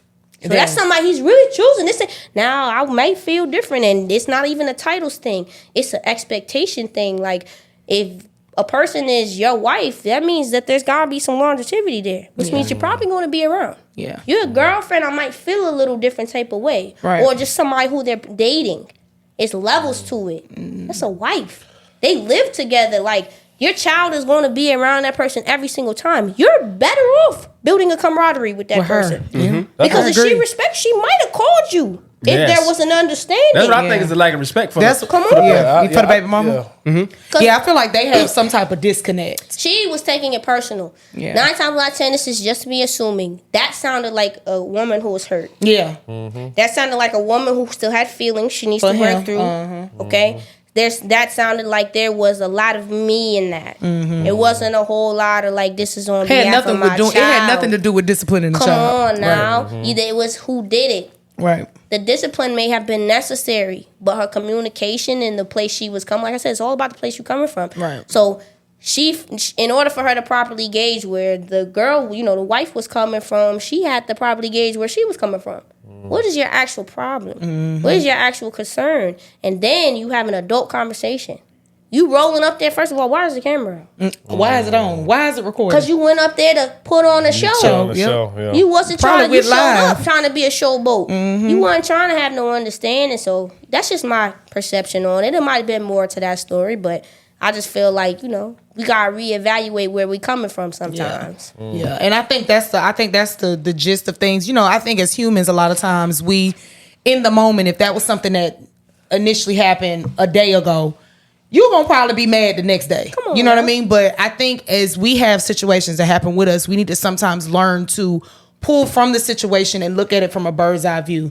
Give yourself the grace, or give yourself the time to be like, okay, let me look at this and see how I could come and figure out how to direct this to the person, because I'm sure it is uncomfortable to now co-parent in a space where maybe the father of your child has moved on and gotten married, and maybe you might not be in that space just yet. Facts. Maybe you haven't moved on and been able to introduce any man to your child as of yet, but he has. Yep. So it's to understand that he's in a different space and a different life from you, but to understand that him as the parent wouldn't want anything to happen to your daughter as a whole. And most men are pretty finicky about disciplining girls as a whole, regardless if it's them or with, their significant other. They'll be like, oh, okay, I got it, or I'll figure out how to address it. But, it just kind of seems like she was coming from a place of, I don't really like y'all being together. Yeah. And I'm still stuck. And that's cool. And who knows how old the little girl is, because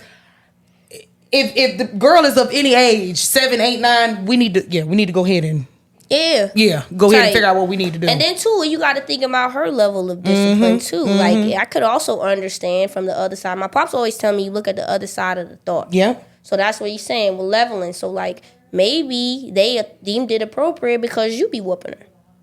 And that's another thing too, yeah. And that is another thing. If you don't thing. whoop your kid and somebody whoop your kid, I could understand you being that upset. Right. I don't. Yeah. I don't even do that.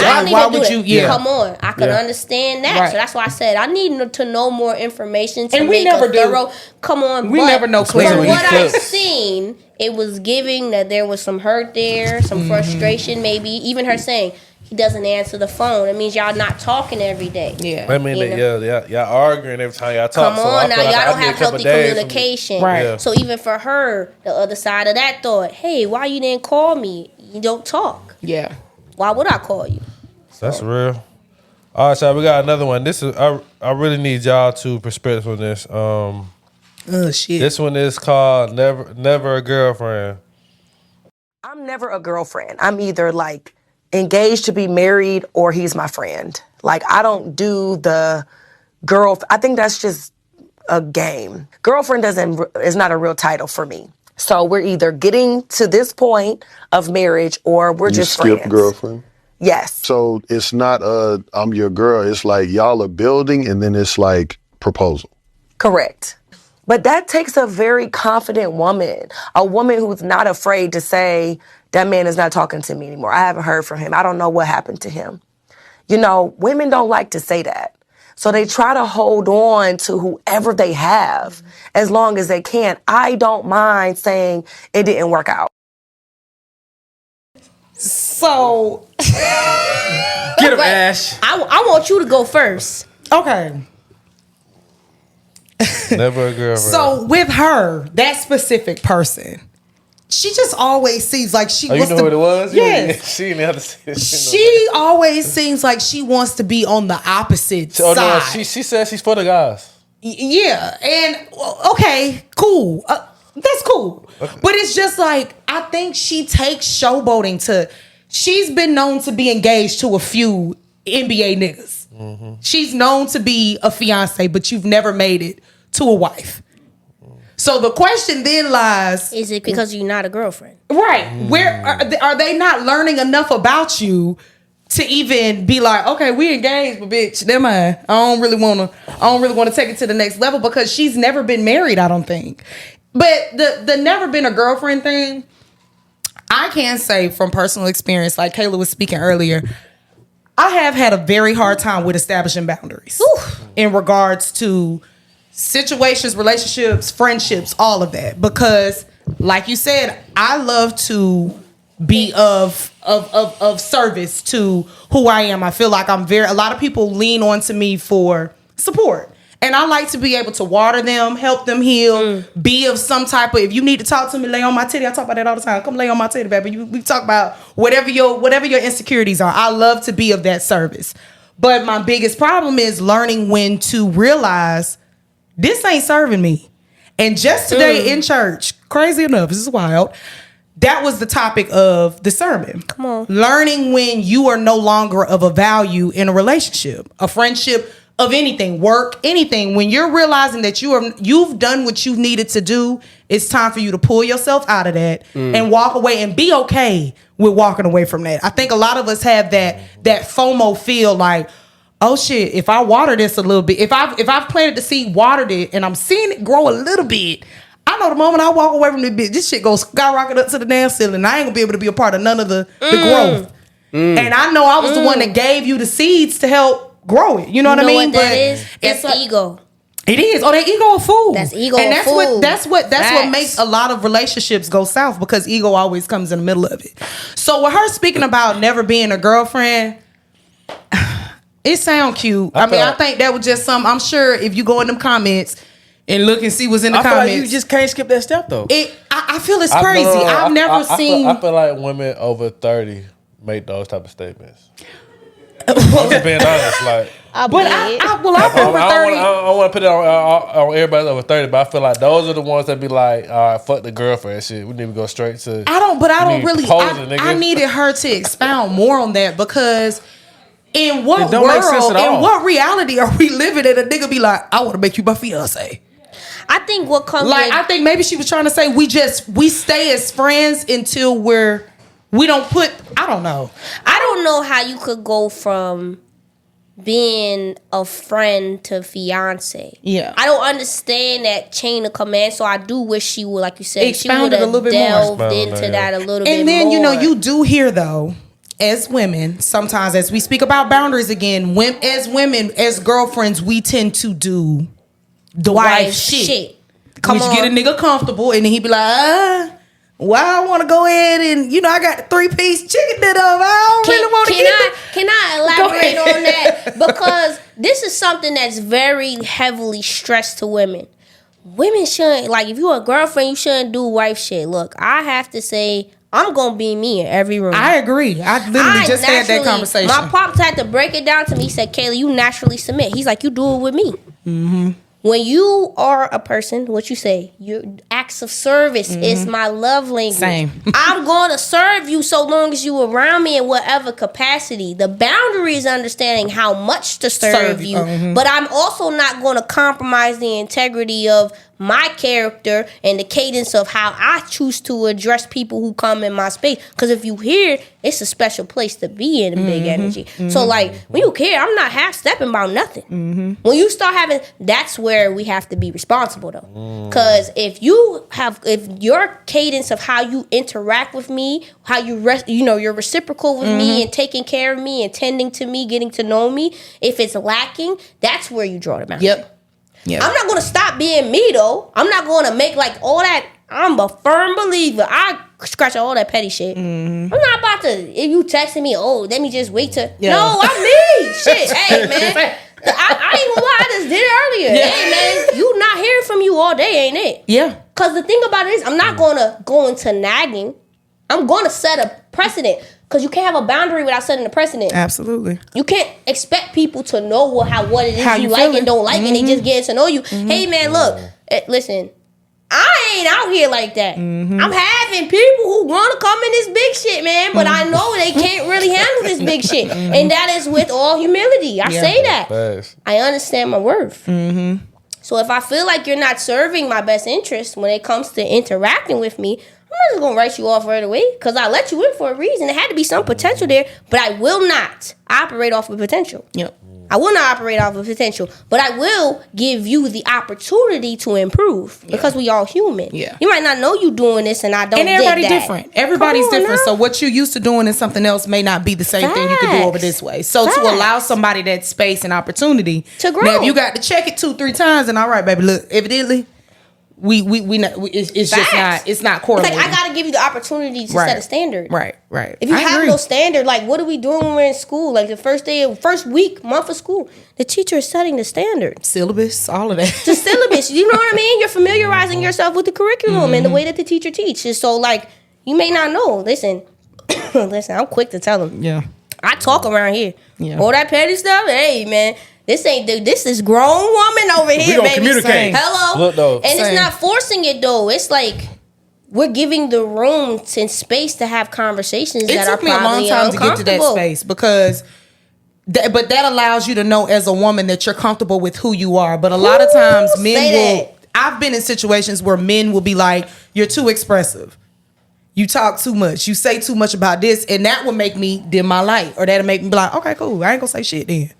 But in some instances, when you realize if you go ahead and say what you need to say and get it off, They can't act like they didn't know. What does the was syllabus do, right? It summarizes the cadence of the curriculum. Right. So what I learned is that I'm going to step outside my feelings when I immediately feel something. I'm going to process it, and I'm going to summarize it. Because what it is niggas don't like a whole lot of words. They not into that. I hate that too, because I sometimes But it's okay, I be need that. I be needing to bow. I be needing to say But guess what? I be needing to say, and I When needed you to sound And where you should facts. say what you need to say every time. Yeah, You but should. sometimes it can't. Now I have gotten into the space with getting older where I be like, "Oh, bitch, this lengthy. Come on now. Like, baby, I need to. Do you Baby, be I need deleting them to chop. paragraphs? Yeah, or baby, I need to chop I it gotta up. chop it down a little And I'm bit. like, Okay, well, chop it down, but still get your point across. Oh, I'm gonna forever do that. But it's just sometimes you just I'm realizing that y'all are very simple with certain things. Exactly. That's You're why I said extremely complex. Simplify your paragraph. Right. And sometimes I want to just say it all in one set. And sometimes you're not able to process it like that. We can't do it in text message. That's another thing. That is too. another thing. If it's gonna be that But long, even just sometimes call if you be me. saying it, No, you gotta facts. break it up in another piece. Just call Like me. I've call learned me. like saying everything in one loop, even talking.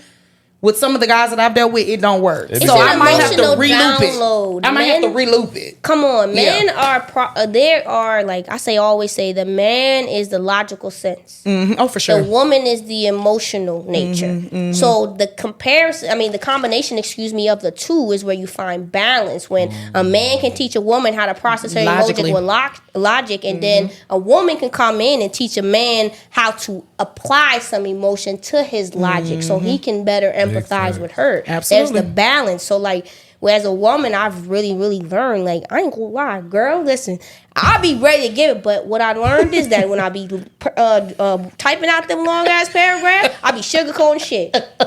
After butt is bullshit. Yeah. So if I done said butt too many times, it's getting deleted. Yeah. We're gonna get straight to the point. Yeah. This is That's a exactly because another thing, society has made it so we're like, oh, you're so emotional, so we be scared of the emotion. We try to Hello. over explain it, and it confuses them even more. I Hello. still don't know what you're saying. You didn't send me all this damn blue, and I'm still unclear. I'm still confused. gray. I'm confused. I'm still gray. I don't even know what's going on. I don't even know where you coming from. That's a fact though. Like it's really weird to just see how men and women think in the lives. You be like, God damn, did I just top all this and you still okay? Well, let's chat in person. Maybe on it's now. an in-person conversation. That's Just another call thing me. too. Yeah, Tight. Yeah. Yes. Oh, let's go get dinner or something. Yes. Yeah. Yes. It's so much better that way. Yeah. So much. But the never a girlfriend thing, I think that's weird. I'm gonna ask- Especially for her to be as old as what she is. I think she's pushing for it. Ain't no in between though. You can't. Yeah, You can't skip that step. Like, well, I know if a female brought that to my attention, like, first of all, I feel like that's the type of shit that you would say, like, first date, like, you know what I'm saying? Like, I'm not necessarily saying that it's right. No, I'm saying, okay, hear me out. I'm not saying that it's right, but I feel like girls bring Oh, she should have said that when they first dated. I feel like girls are bring that up first date, like, this ain't finna be no girlfriend situation. We finna figure this shit out, and I'm looking for a husband. Same reason why I said, like, people who say that is like people that's over 30, because they're like, ain't nobody doing that but her ass. I'm I ain't saying, never heard I'm nobody with you. ever say that. No, Ever. I've never heard nobody say that either. But I'm just saying, though, some women over 30, like people in their 40s and 50s trying to date, are bringing that up. You just saying they're more intentional about what They're they're really- doing. they're intentional from the jump. I Like, think everybody it's like- after 30, you just should like, be intentional, but you should know the proper steps. No, right though. But I'm thinking of, when I hear that, I'm thinking of the what's her name? New York at the table saying I need my eggs cracked. Yeah, but And- but you know what I'm saying? Like, she was that's coming what- from that's a what sense I'm of thinking about when I hear that. yeah, rightfully so. At this age, in our 30s, women should be wanting to date to marry. We ain't no more on the frolic shit. I don't need no friend with no benefits. I really don't need any other friends. So if you're not coming with not intentional. wanting to be in a relationship and be married, then yeah. I feel like that exemplifies you don't know who you are. Exactly. You know what I mean? It's almost like being scared of the title, low key. I'm Mhm. scared of the girlfriend because the girlfriend has gotten me in compromising situations. Situations. Instead That's of exactly just what it is. saying that, Yeah. I'm gonna say I don't want it already. Yeah. You know what I'm saying? Now I definitely want to be a girlfriend, but friend needs to be a primary component to this girl shit we got going on. The girl is in its integrity. I want you to come around me if you know you want me, act like you want me. When I'm not in the room, maneuver as such. You're practicing. A girlfriend is practice for a wife, just like being, it goes vice versa. Yeah. You know what I mean? That's why I say when they say don't do wife shit, it's like nigga want to wait till he marry you to figure out can you cook and clean? That's crazy. Yeah. You know what I'm saying? I don't really You get understand to that know. either. But it's the But like you said, it's all about boundaries. That's really where that's the gist of that quote. Don't do wifely shit, while you're a girlfriend. It's about don't overextend yourself in areas that you aren't being reciprocated in. No, that part. So like I get it. But yeah, Sabrina. Let me ask you I'm this not though. Because I heard different girls feel different ways about this. How long do you feel like you should be a girlfriend before he should be asking? It ain't no time. Ain't no time limit, man. And we don't have control of that. Because I've We also don't. heard As like, women. women say like it need to be a year, but I No, guess that's where they they fuck fed up. You up. can't put a time limit on this type of thing. Right. Yeah. Listen. I mean, like you see it. It's people that meet each other in the beginning. Hell, the little dating apps. Met in January. We're now engaged. It's March. Okay. Well, they were ready. It worked for them. Yeah, it worked for them. But it's time like you is not can't. of the essence. It is. It's the quality of the experience. It is. You It know? is. So it's like. And I some of those relationships last forever too. I was just about to say, I know people who they met and they had a better experience with somebody they were with for 6 months than they did with somebody they was with for 6 years. Yeah, and it's all it be about like that experience. because it be going back to what you said. We don't know when to leave. Mm-hmm. We don't know. We get so vested with time that I didn't gave this such and such. Listen, how many of our aspirations have we given more time than we were supposed to for us to find out our purpose later? Mm-hmm. It's people who work corporate jobs for 10, 15 years and venture off into entrepreneurship and find that that's where they were supposed to be. Yeah. The whole it's time. people who do the opposite. They invest their whole life trying to be an entrepreneur, proving something, and get into a corporate job and realize that's the structure they've been missing. It's, it's reciprocal. So you got to really look at it like, from the perspective of like, what is it that we're actually doing here? Like you said, having them conversations in the beginning. Where are we trying to get to? And I think that's what's scary about dating now. So many people are like, because I have found myself in being situations with dating, not ask like, I'll go back. I had a friend that told me, Ashley, you got to be careful in what you present in the beginning. Because what you present in the beginning, the very beginning, a lot of times niggas will use that and they'll find a way to warp it to where it benefits them. And they're making it seem like they're on the type of time you on when they really not. Which is crazy because, in one sense, in one realm of dating, there was a time where by the end of the first month, second month, you can already kind of tell what type of nigga the nigga is, whether or not you're going to move forward or not. You are like, let me empower you real quick, Queen, okay? Because this is something, I'm telling you, I feel you on a different level, right? You are a mirror for people. So they come around and they're mirroring the reflection of all that is your light. And that is okay, because that's what you're supposed to do. Right. Your boundary is knowing when you have to stop holding that mirror up in front of them. When you see that the other side of the reflection ain't really matching the cadence of your character and the charisma of your heart, that's when you walk away. That's a fact. That's a fact. It's hard. It is. Choosing yourself. It is. In a world full of bullshit, because we just want love and we gotta be real with it. All these women out here saying, I don't want no. Stop lying. Hey, I want love. Yeah. I want a nigga to come rub my feet and send me flowers and be in the kitchen while I'm cooking. Like, I want all of that. I'm not afraid to admit it. Right. No matter how many times I feel Gotta like I keep going to failed it. in it. It set the foundation for me Absolutely. to understand what I builds want and don't want. It builds the character. Come it on does. now. It builds the experience. And like my friend had said, I was like, damn, that make all the sense. Because it's like now, the older I'm getting, the longer you're investing, but the nigga not showing the mask until they've now gathered the game a little bit more. So I'm like, okay, I'm gonna hold this on for a little bit because I can already tell the type of woman she is. So I'm gonna see how long I can finagle this until you then start checking the pattern and be like, hold on, nigga, chill it, cut it. Like, this isn't gonna work if it's not reciprocal. We're not gonna be able to make this work. Don't start questioning your value when you're dealing with men who cannot step up to the level of love that you are able to offer and reciprocate. That's a conversation I just had this week. Stop. No, I have to disagree respectfully with your friend. Be you. Yeah. Because I would rather show that mirror and have a nigga play me out in 60 days than I would to wait 6 years because I'm holding back on who I really am to find out that you don't. Look, if you cannot stay in this fire, baby. Don't step in this oven, baby, because we baking real shit over here. We baking real shit over here. So, like, for me, it's like the ingredients and the substance of you as a woman and the absence of a man who can reciprocate, continue to pour into yourself as much as you can. And then when you step in rooms, diminish your expectation. Yeah. That is something I've learned that has strengthened me as a woman. I accept people as they are. I don't expect, I accept. I accept them as they are, and I love them as they are enough to either leave or stay. That's where the boundary gets drawn. But don't stop being you, though. If you cooking, you cleaning, and you doing all that, listen, baby, I'm helping you fix your credit. I'm starting LLCs. That's what I do. Right. I'm not ashamed of it no more. People make me feel like you come in doing too much, Kayla. This is shit is big. This is big energy. Yeah. Always do too much. Always do too much because a lot of people ain't doing enough. Yeah, that's true. A lot of people ain't doing enough. And then it kills me when I'm dating a nigga and he preaching about how women don't do this and that. And I know I'm capable of doing all that shit, or I am doing it furthermore. They be like, okay, you're not prepared for my experience. Exactly. That's all it is. That's all it is. And guess what you say? You're not tall enough to ride this ride. Yeah. Hello. You under 48 inches, baby, and that's okay. Sorry. Yeah. Guess what? From 36 to 48, you may grow later, but right now, this ride got to keep going. Yeah. You know, I have to admit, even if it's an empty roller coaster for a little bit, it gotta go. Hello, it gotta go. That motherfucker gotta keep riding. Yep. It gotta keep riding. So nah, show up as you every time. Yeah. If that mirror get too much, listen, you rather know now than later. That's a fact, though. I agree. I'd rather know in the beginning than to know later. Don't dim your light for nobody. I just gotta keep reminding you of that. Don't dim your light for nobody. And I think, telling you find yourself as a woman, and then of course age, time clock. You know how to go.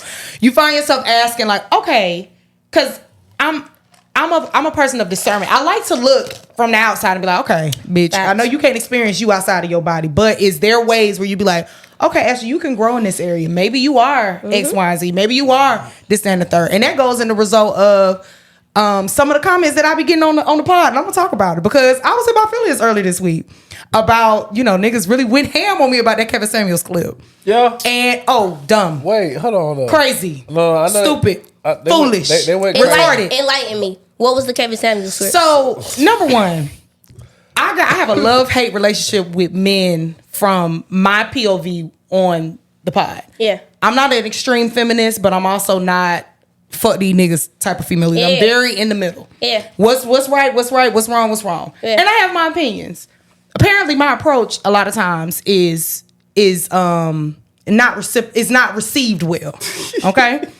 And it does make you, and this is me being very transparent because I love it for you. I had an issue with it earlier this week because I'm like, there's been many failed relationships that I've been in or failed situationships, and it makes you wonder like, okay, well, what the hell? What is it? Yeah. So for randoms or strangers to not know me from the level that everybody else on Unspoken knows me as, they make these assumptions. Yeah. And assumptions can get to you. Comments can get to you. Correct. And I found I've never been in that space. Yeah. And I've also never really been one to really go into comments. Yeah.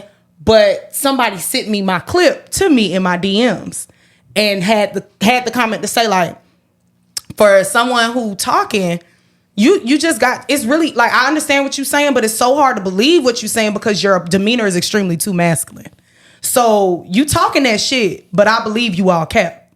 So I was like, well, hold the fuck know what on. it is? You that? Yeah, but of course it wasn't no page, had no followers, none of that shit. Oh, of course. So I was like, oh, okay, well, who the fuck did I do something to? That's one. And then two, that then prompted me to go and look at this particular episode, right? So I have been able to take myself back and skip like, okay, Ashley, maybe you do. Maybe sometimes your opinion is a bit much. Maybe sometimes what did she just tell you? She did, but because I'm listen, I'm over here burning. Listen, queen. Okay, Get her. I am what you would consider to be, like you said, the in between. I love my women. My pops tell me all the time, I love how you can compliment women. So you see, I'm sitting over here like, hey, get it? Hello, right? Be you, right? But one thing I've learned about women and our emotional nature is our weakness oftentimes is allowing people, opinions, false narratives to make us dim our light. Let that motherfucker shine. Right. Listen, if you get on here and that's how you feel, it's a power. You're only gonna unattract the people who aren't meant to receive it. That's true. You're not everybody's messenger. That's true. Okay? Mm-hmm. So people who receive your message, let them receive it. Mm-hmm. People who don't, I understand and value your feelings. Right. Though. Fuck them folk. But let me say this though. I value your feeling of it though, because I've been on the other side of that thought. Right. But I encourage you, To woman get to over woman, to get go. on the other side of that thought. And I had to. And that was where I was in it and felt it. Yeah. Because it did make me just scale back and be like, okay, is it validity here? You know, because I love that you did that though. Well, because like I said, I've came to the realization that I'm not gonna be everybody's cup of tea. Come on now. And maybe to whatever outer eye, like, oh my God, Snoop beautiful, woo doo doo woo. I may not be everybody beauty either. So I'm very knowing of that. And I understand that my personality may not match with everybody's personality. But for whatever reason, the devil must have been there, because that particular day, it ate my ass up. Like, I was in my feelings, and I mean, you still human? I'm normally not like that. I normally don't even. Can I ask you to kind of go off of that emotional statement, because it's valid. Yeah, honor it. Right, and that's okay. Right. It's part of your process. Right. Coming out on the other side of that feeling. Number one, how did you get out of that mind frame? And two, what did it do for you from a developmental standpoint for you to realize, hey, I was feeling the type of way about this. Now what comes after this? I think it's just, number one, I'm big on journaling, so I'm a big journaler. Come on now, I love that. And a lot of times we get so stuck in the now and seeing and what's going on in the now versus understanding the growth. So in my particular journal, this journal has I done had this bitch for like last year and a half, maybe two. I went back to the first page that I wrote in that journal. And I realized where my self-growth came from the first page to the present day. So it just took me, I realized like the affirmations like, Ash, get up out of that, you know, but it did have me stuck. And I just had to feel that emotion, understand that, okay, Ashley, once again, you got to continue to self-talk yourself through understanding that you're not everybody's cup of tea. All it did was make you pause. And then it made me wonder too, like, you know, it made me laugh at the fact that whoever this fucking person is can't even have no face pic on here to let me know who you are so I can address you. It's not even about you. Right. Everything they did was for you. The way you processed it, you have to honor that. Right. Because you got yourself on the other side of that thought. Right. You didn't need nobody else to talk you out of that. Yeah. That was you journaling. That was you and God there. Yeah. You know what I mean? Yeah. Even being able to come into it and being able to receive the feedback. That's powerful.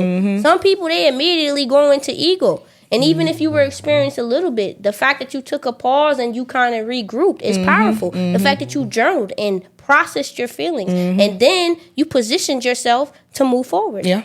That's healing. Yeah. That's growth. Yeah. Honor that. And whoever that was, thank you. Yeah. True. Thank you. Because now I see myself. And it's a reason different. that they have a face. Yeah. Come on now. Oh, for sure. But like I said, I don't, you know, I have a best friend that's in the YouTube arena, and she gets the same comments. And it's always, of course, people that are that bold enough to say anything don't never have no profile pic or nothing like that.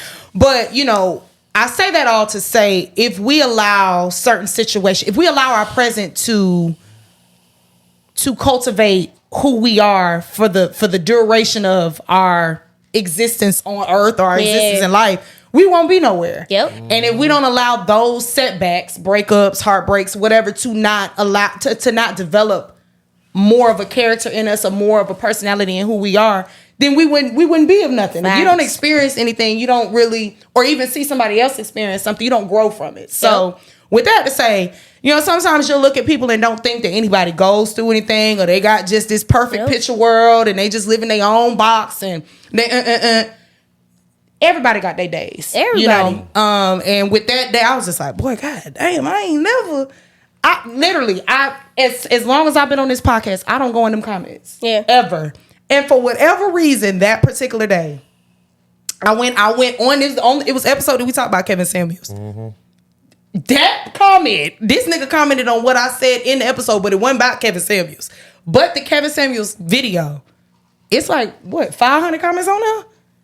I'm like, oh hell no! Let me get the fuck up out of here. But you can't look at that because those guys are like Kevin Samuel lovers. I know. And so if you say anything negative about them, that's why I they're told like you say something negative to a LeBron James fan. They're gonna eat your ass up. Yeah. They're LeBron James fans. Yeah. You can as long as we don't feel that way, the people that surround you, that's recording, don't feel that way about you, then you don't you ever dim your light. You definitely ever. Listen, say it again, King. Don't you ever dim your light. Hello. I appreciate What you said was how you felt in that moment. Yeah. And I love that. Yeah. I love that for Right you. or Be wrong. authentically Right or yourself. wrong. It's not always going to be, like you said, everybody's cup of tea. But two, I encourage you, keep going through them comments. Yeah. Because guess what it's going to do? It's going to build your character and, your it charisma. fuels you. Yeah, it does I'm fuel telling you. Because the thing about it is like, don't be afraid of the feedback.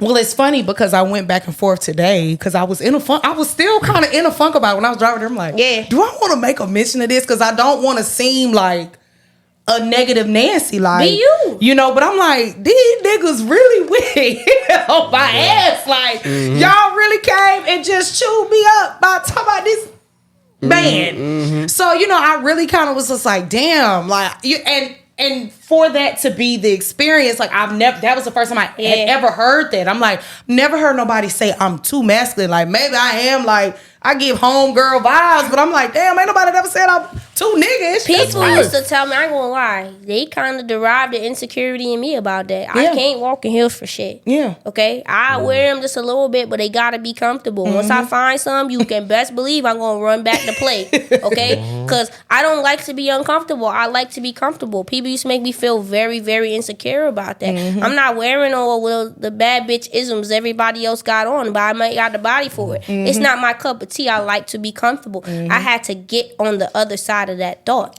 So that's why even listening to you talk, I honor the fact that you process it the way you do and the vulnerability. Don't ever be afraid to speak, even if it's on this podcast. I know this is my first time, but speak. Yeah. Speak your truth because it's women in our industry who probably feel the same way. You ain't doing this for commercialism. You doing this to be you. And who's going to love you is going to love you. They're going to value you. And for the people who you hold back for, you might be missing your mark with the people who's really supposed to be receiving your message. That's a fact. As a woman who people have called masculine and they see my family, you have no idea. I cook, I clean, I do all the feminine stuff. I submit by nature. I am a real woman. A real woman is not defined by what she wears, how soft she speaks. You know what I'm saying?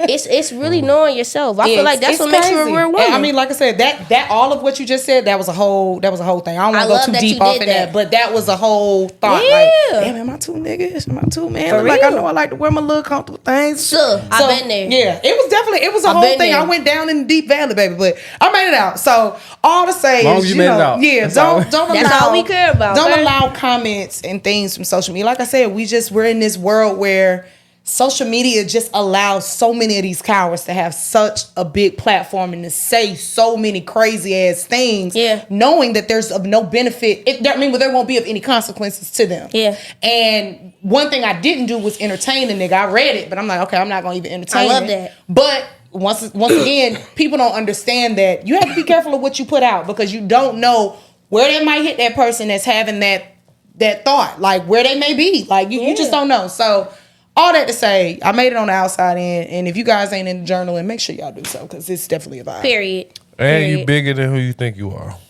Oh, okay. Big energy. Hello, the biggest. I appreciate that. I love it for you. Beezy's corner. Yeah, we can go to. Well, you want to hand it off, or you got something for this week? What you got? I'm gonna shake the room with this one. Oh shit!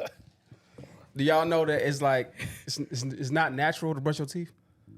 Did y'all know that? It's not natural. What you mean? What, the toothpaste? It's not natural. We're not supposed to. We're not supposed to. You know why we brush our teeth? What, nigga? What is you gonna say? Come on, because now I'm interested. What? No, I mean I brush my shit every day, but I'm just saying we do that because it's a thing now. Like we grew up doing that, right? Right. But it's not a natural thing to brush our teeth. It's because of the processed foods, right? Like if you go eat some macaroni and cheese and rub your tongue over your teeth, and you feel that film, right? Mm-hmm. Now go eat an apple and rub it over your teeth. You don't feel nothing. It's clean because the apple and most fruits are a natural toothbrush. Like if you look at horses, cows, all these animals that graze, you see how big and pretty them horse teeth is? Because they don't eat no processed foods. This is a different perspective. I love it. It's real shit though. Yeah. No processed foods. It's like they all eat shit from the earth, which we're supposed to eat. Now when you start eating processed foods from the plants and all this shit with all these different chemicals and shit in it, they take away life from the food. So once you eat that shit and you put it in your body and you put it on your teeth, now you got to brush your teeth because it got chemicals in your teeth. You got all this shit that's gonna cause cavities. You got to make sure. It's real shit. Probably. Absolutely. Cows and horses? Absolutely. What I'm saying, probably now, because you got to understand now, though, that even now the meats are fucked because they even feeding the cows bullshit now. Yeah, I heard. Back in the day, cows and horses, you should just graze and eat everything from the earth. Now everything is tainted. They actually feeding the horses. They've got a whole fucking bucket of bullshit that they feed the horses and the cows. Slop. Because they want to produce the cows and horses faster to get them out to the world of y'all. Because I don't eat that shit. But type shit. But back in the day, naturally how it was supposed to be, they would graze on the fucking grass. Yeah. The fruits and vegetables, whatever grew, that's what they ate. Clean teeth, clean everything, clean body. But once we start eating processed food, like that's when toothbrushes came about. We're doing because we had film on our teeth from all the processed foods. Right? So just keep that in perspective. I mean, I brush my teeth every day, even though I eat clean, but it's just a habit because I've been doing this since I was a kid. You're not saying don't stop brushing your teeth, but... Well, you can't because you know why? Most people in America is not going to stop eating processed food. Right? Even every now and then I eat processed food, right? Every now and then. Yeah. But 90% of my diet is whole foods, clean foods from the earth.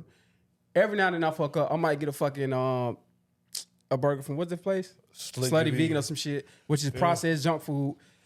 It's vegan, but it's processed still.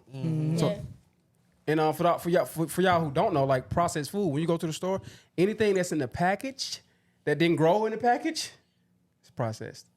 Anything that you got to tear open is processed food. It's always uncomfortable when the healthy person holds you accountable. It's always uncomfortable. But it's okay. But most of us grew up this way, so it's so hard to like pivot. Facts. It's so hard. And like I said, I've been brushing my teeth since I was a kid, so I don't know nothing else. Even though I eat clean, I eat apples and fruit every day. Yeah. So I really don't have to brush my teeth. My breath will never stink. But I just do it because I've been doing it since I was a kid. Yeah. And it feels good. You know what I'm saying? Yeah. Facts. Shit feel fresh. Yeah. But naturally, it's unnatural to brush your teeth. Damn. Huh? Can I add? Because what did you eat today? Let me add to that though. You got to brush your teeth twice a day because you had 2 motherfucking cheeseburgers and a motherfucking. What you had today? A 10-piece wing. Kayla, what you had? 10 pieces? Yeah, 10 pieces today. And did extra. That's what I'm saying. Extra crispy. So you have to brush your teeth. You had a 10-piece wing and fries. I seen the clip. Shannon Sharp was saying that he brushed his teeth like 4 times. Oh, he probably eat crazy. He eats steaks all day and red meat and potatoes and who? Shannon Sharp. Oh, he do. He said he brushed his teeth like 4 times. Yeah, he 4 or did. 5 He times got a day. to. I know he I eat was gonna say crazy. because he got veneers. That's why he got brushed 4 times. Not a day, even but- that. I know he eat crazy. He not vegan at all. He eats crazy. But I feel like he got to eat some type of healthiness because I mean his body is in. No. You can still eat bullshit. Yeah, you can eat bullshit and lift weights and still look like that. Yes. It's the outside. The physical don't have inside that. might be messed Yeah, up. the physical is not a representation of the inside at all. No, big facts. I 100% agree with that. All right, y'all. We thank y'all for watching another episode of Unspoken Atlanta. Make sure y'all subscribe to the channel. Make sure y'all hit us in the DMs at Unspoken ATL if y'all have any questions. First and foremost, we want to thank Miss Mikayla. Big energy! Thank you so much for having me. Look, I want to before we get out here, I really want to say thank you for pulling up. We met a few weeks ago, and since we met, we've always been positive vibes. I appreciate it. Always treat us with kindness and respect, and we appreciate that. Yes, I appreciate y'all having me. Oh yeah, we thank you for coming too, man. We really need this prayer, this energy, everything. We really need it. Yes, I hope y'all carry it into the rest of your week, and I look forward. Listen, I look forward to this being a regular thing now. Oh yeah, you might be a for regular. sure. Look, come on now. Hey, we might have a new cast member. It was given that in my spirit now. Okay, all right. We gonna be talking in the future now. Don't get it twisted. But look, we do thank y'all for pulling up. Make sure y'all subscribe to the channel. If y'all got any questions, please make sure y'all DM us at Unspoken ATL. We good, man. thank y'all for joining us, man. You rocking with the best show in Atlanta. We'll house y'all next time, man.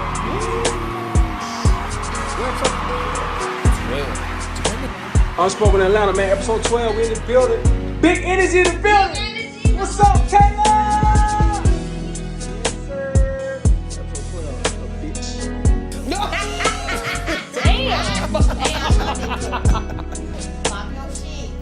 Good, man. Everybody good. I'm blessed. I'm happy to be here every day with y'all. Another Sunday. How your week been going? Tell me. Man, can I open us up with a prayer though? Sure. You know That's why I was gonna ask you. You know what? Cause let me tell you, we just lost somebody very significant in the